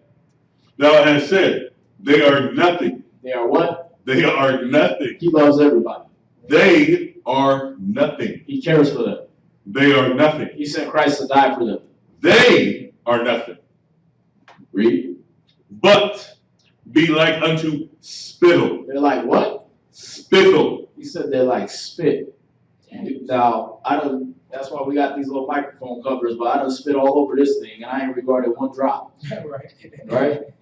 But look, let me get that back. That was a good one. You don't care about spit, right? So he said these other nations that also come from Adam, because people be like, oh, well, why would God kill 100,000 people in Indonesia with a monsoon or a typhoon or whatever, right? Because he don't care about them. Right. That's why. It ain't like they've been celebrating Christ or any of the laws, statutes, and commandments. They've been following them. You don't care about them. He said, I have likened them to spittle. Go ahead. And has likened the abundance of them as a drop that falleth from a vessel. Right, so all 6 billion of them, he doesn't regard it as a drop that falls from a vessel. Like if I lost a drop of water out of this thing, right? you wouldn't miss. Yeah, I'm like, okay, I still got all this. Yeah, exactly. See that? So when a bunch of damn the original inhabitants of New Zealand or whatever, when they got wiped out by the white man, why didn't he stop it? Because he didn't give a damn. Yeah, It's still kind of off me around my head. well, it definitely is, man. But you saw it in Matthews, man. I mean, I know that's the Apocrypha, so a lot of people are like, don't go to Matthews. He said, don't go into the way of the Gentiles. He told the apostles, don't preach to the Gentiles. So obviously he didn't give a damn about them, right? Then he said, into any city of the Samaritans, enter you not. Don't go into any of these cities either. See, you understand that? He said, go rather to the lost sheep of the house of Israel. See, this just coincides with that he didn't give a damn about them. So what I get from this is, he loves you if you do good and hates you if you do bad. I mean, am I wrong? Should I look at this in a different way? No, I'm just trying you to dead on. You dead on. It ain't no hate the sin, love the sinner with the Most High. It ain't none of that. When you sin, you die. Now I'm giving you the Most High under His eyes. You understand? That's why we had Christ. That's why we had sacrifices. It's like this. Say you had an older brother, right? And your dad's the type to come in and see you doing something wrong and just go get a switch, right? But your older brother always jump in like, hey, it was me, right? He take the ass whooping for you. See that? That's what Christ is for us. That's why it says he was going to raise up a prophet like unto his brethren. You understand? The Christ was raised up when you read Hebrews 2:14 that he was made like unto his brethren. Why? Because the Most High was going to take all the ass whooping that he was going to give Israel out on Christ. You understand? So when he did that, I still can't you're trying to anthropomorphize. You're trying to bottle up the capacity of the Most High. But you can. Yeah. It's easy. Maybe that's why Do you have kids? Yeah, I have 2 sons. Right. How did you raise them? I raised them to be good. Well, how did you do that? By, I didn't necessarily go through the Bible and do. I kind of use my grandmother raised me. Right. So she raised me, with, from the, she was like a religious, somewhat religious person. Right. So I kind of use that to go along. Right. But when you did something wrong, what were some of the methods used to make them good kids? When they did something wrong, what did you do? Well, sometimes I would punish them, and sometimes I would talk them into, get them to understand what was right and what was wrong. Right. The Most High did it the same way. He didn't just all of a sudden open up the earth and swallow people all the time. He sent Moses first to talk to them. Right? Look, go talk to them. Tell them if they don't do this, I'm going to kill them. Right? Yeah. You would do that in the club. The dude was talking mess all the way across the club. You see brothers do that all the time. Right? Look, tell that dude to shut the hell up, man, before I go over there and smoke him. Right? Cats do that on the earth all the time. We were made in the Most High's image. You try to give somebody a chance. You try to be just. You know what I mean? But if they keep breaking your rules, you're the King of Kings, Lord of Lords. Guess what? They got to go. Well, I can see that. Yeah. He heard his people crying in Israel, or in Egypt, and he said, he told Moses, he said, I heard my people crying. You got to bring him out of that. But then when he brought him out, he's like, listen, okay, now that I brought you out, these are the guidelines. These are the rules. You understand? So he's giving you the warning. He acknowledged us first. You see what I'm saying? When your son falls down the stairs and you hear him crying, you're like, dang, bro, look, what happened? Oh, okay, listen, don't run down the stairs. Now you're talking to him. You're not gonna whoop his butt because he fell down the stairs. You're gonna pick him up, dust him off, rub his back. Listen, don't fall down the stairs no more. This is why you don't. This is what's gonna happen. Then when he's blatantly disrespectful and he does it, then you gotta lay on the chastisement. Then you gotta live. We can't forget all the scriptures where he said, I gathered you like an eagle gathers her young under his wings. Isaiah 54, O barren daughter, you can't disregard all those times where he was showing his love and sending the prophets to say, look, I love you. Look, you guys were in captivity to the Egyptians. I brought you out. Then the Babylonians got you in captivity. I brought you out. The Philistines brought you out. The Assyrians brought you out. I helped you every damn time you called me because I love you. See that? But you gonna sit here and in my face, eat pork, shrimp, crab, and lobster. You gonna start not teaching your kids about me. Then you gonna give my glory to some other God. You gonna act like Buddha saved you and paid your bills. You gonna act like Molech saved you and paid all your bills and kept the enemies away from you and all these different times. Well, screw you, man. You left out to the elements. You understand? Think of the curses of the Most High. It's not this. He doesn't necessarily have to drop out the sky and start stabbing you with a pitchfork. You understand? He just leave you out to what would naturally happen to anybody else. He just doesn't protect you. When he dropped them curses, it wasn't like, I'm going to be against you personally. Nah, you just not going to get protection. You know what I mean? And the things of it's the same thing you would tell your woman. You know what I mean? Look, you can go out there and find you another one then. You know what I mean? But you get raped, you can go ahead and dress like that. You want to keep, I done told you you're not supposed to dress like that. I said it was personally, if you love me, please don't dress like that. I love you enough to tell you not to dress like that. But you're going to dress like that anyway on the low? Well, did I go out there and rape you 18 times? No. You went out there to the elements, and that's what happened. You understand? I just try to warn you beforehand that that's what would happen. Because I know the natural reaction to people. Most High did the same thing. He said, listen, you go out there, you stop teaching your kids the law, statutes, and commandments of the Most High. Your enemy's going to come before you one way and you're going to flee 7 ways. Why? Because y'all don't know how to, when you stop teaching them unity, brotherhood, right? You can't have an army. Army's got to be unified. So if you don't got an army, ain't nobody gonna fear you, right? So now the other nations are just gonna be like, oh, they easy money now. See that? So he didn't have to come down and make stuff happen. He just left us out to the elements. Yep. He took the protection off. Oh yeah, y'all angels can chill, man. They over there being wicked as hell. They don't want to hear from you. You understand? They said they don't need us. Let's watch this. That's why he said, I will hide my face from them. I will see what their end shall be, for they are a very froward generation, children in whom is no faith. So he said, I'm gonna see what happened to you. You understand? Let's see what happened then. Let's see what your enemies do when they see that you don't have me as protection no more. The one that parted the Red Sea, remember he parted the Red Sea, right? And we came through that, and all the other nations, it said the fear of us and the dread of us went before us to all the other nations. They was like, oh, the Hebrews are coming. Oh my God, them niggas walked through the Red Sea. Whatever power they served parted an entire ocean for them. You understand? They was scared of us. But then when they came around us and they realized, oh, these guys ain't serving that power no more.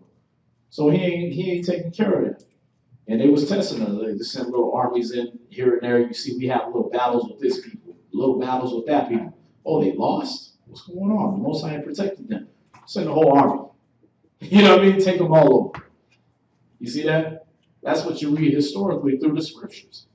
So it ain't like he had to come down and curse us personally. He just left us to the elements. You understand? And then when we finally learned, just like slavery, it was like, okay, Negroes all of a sudden want to start calling on the Most High again. Okay, I'm going to make things a little better for you. Start giving y'all a little bit of the spirit, a little bit of the truth, a little bit of the knowledge back. You understand? Y'all going to learn how to read. Y'all going to get educated. You're going to get, I'm going to start sending the prophets again to tell you what the will of the Most High is. And, hey, do y'all want to go back in slavery? Anybody want to go back in slavery? No? Okay. See, now you learn. See that? Now you know, right? So, okay, I'm going to follow the laws of the Most High now. Not like our forefathers did. You know what I mean? No, you're going to do it like, I don't want to be in slavery. I see the blessings, all the blessings the Most High used to give us, so I don't want to be in that area no more. You understand? But yeah, you got Old and New Testament, just for whoever asked that question about Jeremiah 18, verse 18 through 23. You got Old and New Testament instances where we were given up to the Most High's judgment. You know what I mean? Where it's like, okay, no more. Like I said, I gave you the scenario about the big brother that jumps in the way, right? Now it's, move out the way, dude. I know what this dude did. You know what I mean? So he go right for you, right? Same thing. Most High got that spirits coming for vengeance. Ain't no Christ covering you now. You can't piss off your big brother. Yeah. There's something kind of curious about it. Why is so what's up with the rebellion? I mean, like, why is that so strong? Why instead of like, doing the right thing, like the rebellion just like overwhelmed it,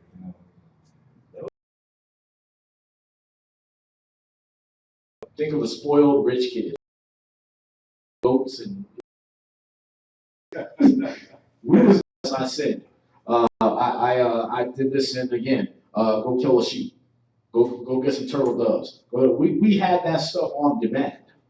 We had money. We had the cattle on 1,000 hills was ours. You understand? We were giving away gold to people. We were paying people in gold. Here you go. Here's some gold. You know what I mean? Besides wearing it, things like that. When you read how they built the tabernacle, they didn't build it off of a trust fund or some charity event. You know what I mean? Hey, kids, go out and sell the world's finest chocolate. You understand? They didn't do it like that. The people broke off their earrings and was breaking off their own jewelry that they had. You understand? And they gave them what they had that they just wanted to give to the sanctuary. That's how we end up with foot-thick gold walls on each side in Solomon's temple. That was just what the people had. We had no. Well, you said the world. It said the scripture said the world became rich again. Yeah. be it through their fall, salvation comes to the Gentiles, but it says also that they got rich off of our fall. You understand? So the Chinese and all their so-called wealth, they got it from us. The so-called white man got all his wealth from us. Just a little bit of, just all those different nations. You think there's 7 continents on the planet, right? Or we'll use the 6 that are inhabited, right? And all 6 of those continents got rich just off of us falling. So our one nation's wealth was dispersed among 6 different continents. All right? And they all got wealthy just from us falling. That's how much dough we had. So at this point, you the prideful, spoiled, rich kid. You understand? I got all this on me. I do this. If I got in a situation, I just buy my way out. If I'm, you know what I mean? Like, if our enemies come against us, we'll just pay them off. Well, what happens when you run out of gold? What happens when the Most High, who is the one giving you that wealth, is against you?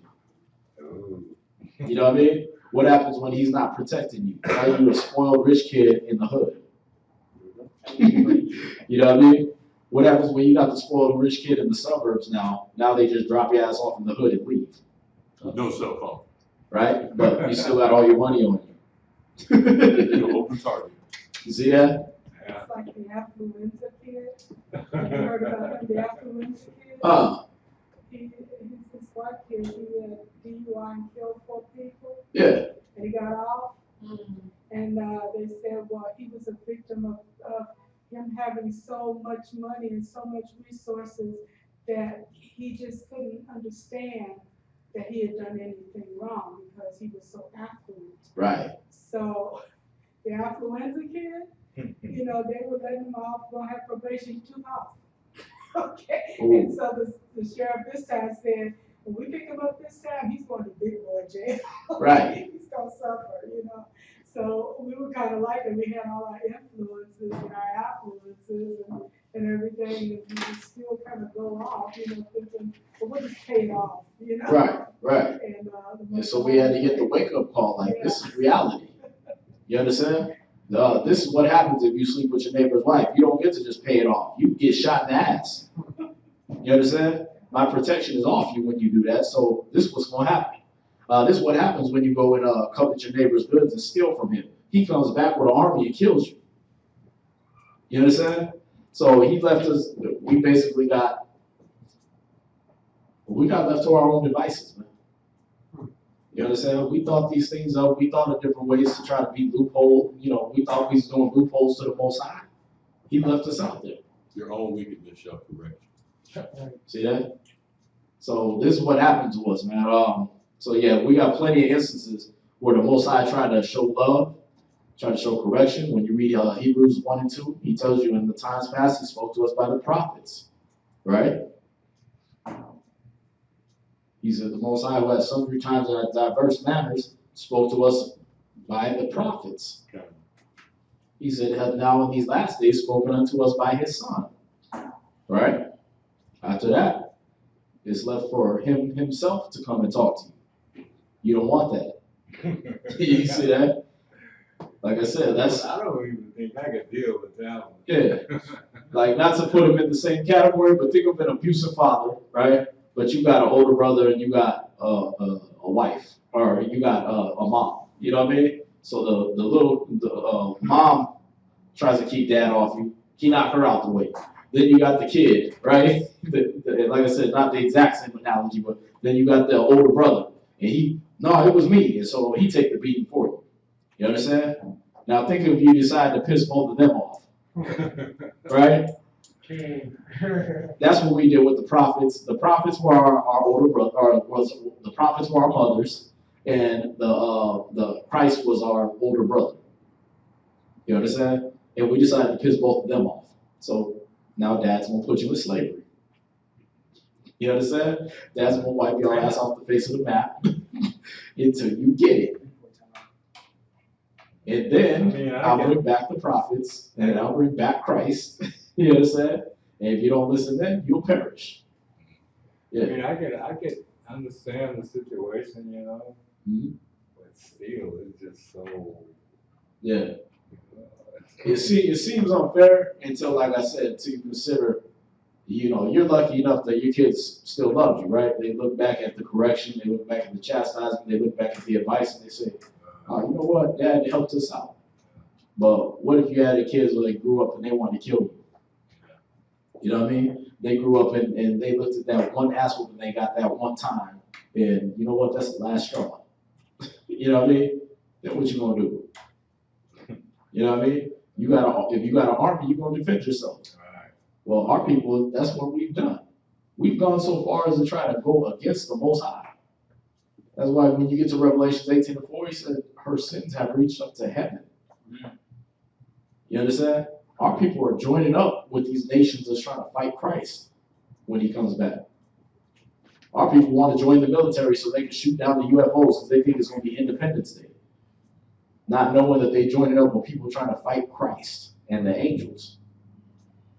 What do you do at that point? You still tell them, I love you? You do it right before you chop their head off. I love you, son. Bye.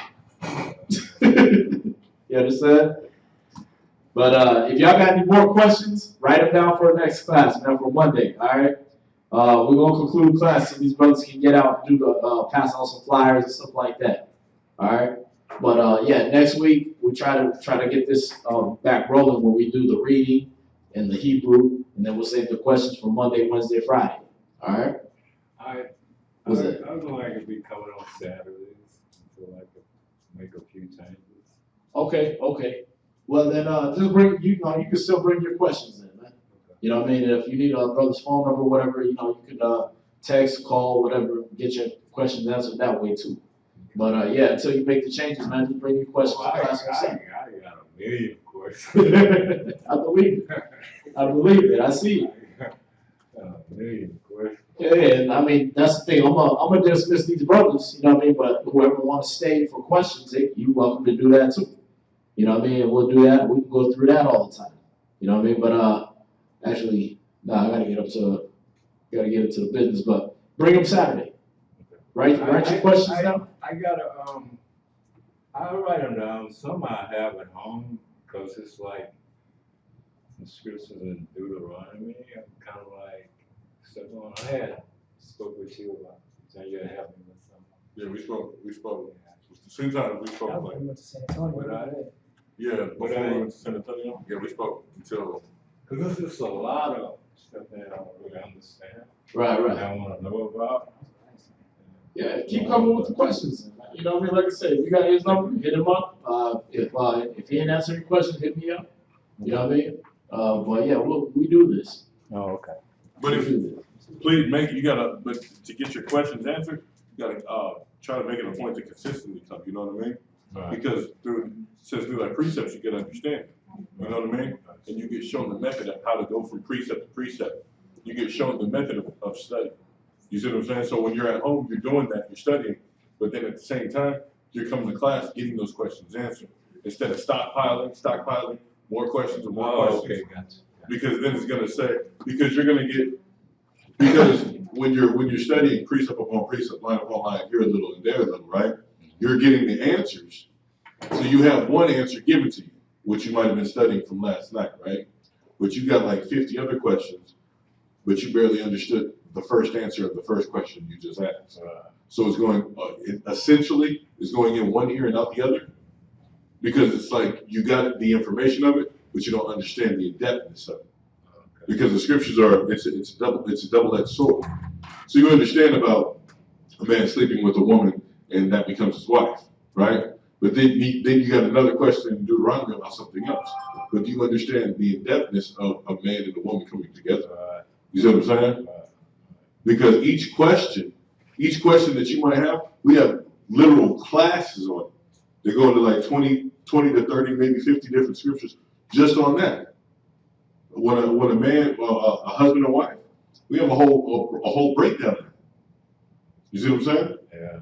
When you go over Deuteronomy, the 28th chapter, you have a whole breakdown. Listen, Genesis chapter 1, that one chapter has, let me see, it has 31 verses, right?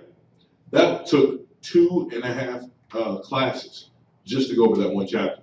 Because in that whole 31 verses, you got at least 30 to 40 different scriptures on one chapter. To edify that. To edify chapter 1.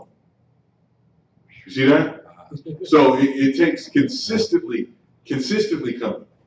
You see what I'm saying? You got to consistently seek the Most High. Yeah. And if it was in your heart to go astray, you got to seek Him 10 times more than that. So you got to overdo it. The scripture says to wear out the doorsteps of your elders, right? So you gotta make it. I know we talked about that before. This was when we went to San Antonio, the following Saturday, right? It was the same day, yeah. But you got to seek the Most High 10 times more, and you got to wear out the doorsteps of your elders. You got to come as early as possible, or as much as possible. I'm sorry, as much as possible. You see what I'm saying? Because just in the feedback you got today, you still got to go. You still got to go home, meditate on that, right? Then you got to go study. You got to go study on the scriptures you just got today for the questions, which will bring more questions. You see what I'm saying? Yeah. Because what it does is it comes. What you're doing right now is you hit the restart button. So all the information that you thought you knew, you're trying to get out because you got to process the right information in. You see? Well, listen, don't let it overwhelm you, man. The Messiah say He's gonna pay you the same penny as those that came in at the first. So He's gonna open up that understanding for you. You understand?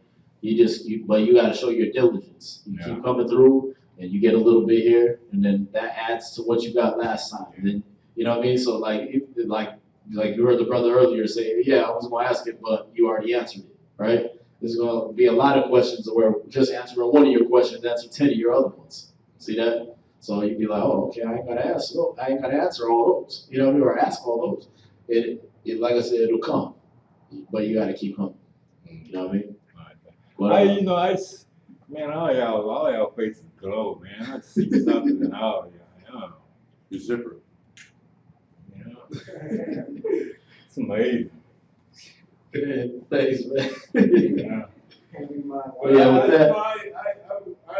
I'm kind of like struggling too right now. I'm trying, it's like, it's just like pulling back and forth, and I got excuses, and I got trying to struggle with them. Right. You know what I'm saying? Don't let nothing stop you, man. It's telling you that. I'm just like it's kind of like early in the game for me. Right. Well, it tell you that the truth is like a treasure that was hidden in the field, and when a man found it, he sold everything he had to buy that field. You know what I mean? Everything. Gotcha. So that's the thing is, if you treasure it, you'll let all the excuses go, you'll let all the reasons go, you'll let all the other stuff go, all the distractions, everything else will go, and then you'll go right for that treasure. Yeah, I'm trying, man. It's like, I don't know. Maybe maybe I got another excuse to hold on. Nah, it don't all come at once, man. You know what I mean? Sometimes it takes a little while for you to realize what you got, and trading it for anything else you could trade it for is not even to compare with it. You understand? Yeah. And then I don't know, man. I'm working on it. That's all I can say. Right. The scriptures say, "He that endureth to the end." You know what I mean? Keep working on it, man. Like I said, you come here, get a little more. It's all gonna come to bear. The good thing is you at least got the willing mind. You understand? That ain't none of us got it 100%. If we were, we would have been beamed up already. You understand? We still here because we all learning. Yeah. You understand? So you got brothers 40, 50, 60 years in the truth and still learning, still finding out new things. So they're still finding out new things about themselves that they gotta fix. So you don't get perfect just like that. You understand? Keep coming through though. The Most High blesses your willing mind. All right? Yeah, I'm trying to stick with it. Like I said, right now I'm struggling, man. Like I say, I'm not wrestling with questions. Right. So I just all the things in life, whatever, it's kind of like all this compound, and then I'm trying to straighten it out. I'm trying to get to understand. Yeah, that's just saying trying to distract you, man. You know what I mean? All the things in life and everything like that. You just focus on the Most High, man. Focus on trying to get to class. You're doing good Saturday. All right. If all you can make it is Saturdays right now, then make it Saturdays. But make sure you make it every Saturday. You understand? Then the Most High will bless that, free up some more time for you. Be here Monday. As He sees you using what you got to get there, then He'll open up Wednesday and Friday. Like another thing, like I don't have transportation, like where I live. By the time if I come here like at night in class, by the time I leave, like the transportation, stop running it where I got to go. Nah, call the brother up and we'll get you a ride. Oh, okay. You know what I mean? If you should be able to get a ride out there for you. You know what I mean? Okay. So just whenever you want to come, man, just hit us up. All right. You still have the same telephone number? But with that, we're gonna conclude class for y'all online. All right. So with that, we're gonna say shalom. Shalom. Shalom means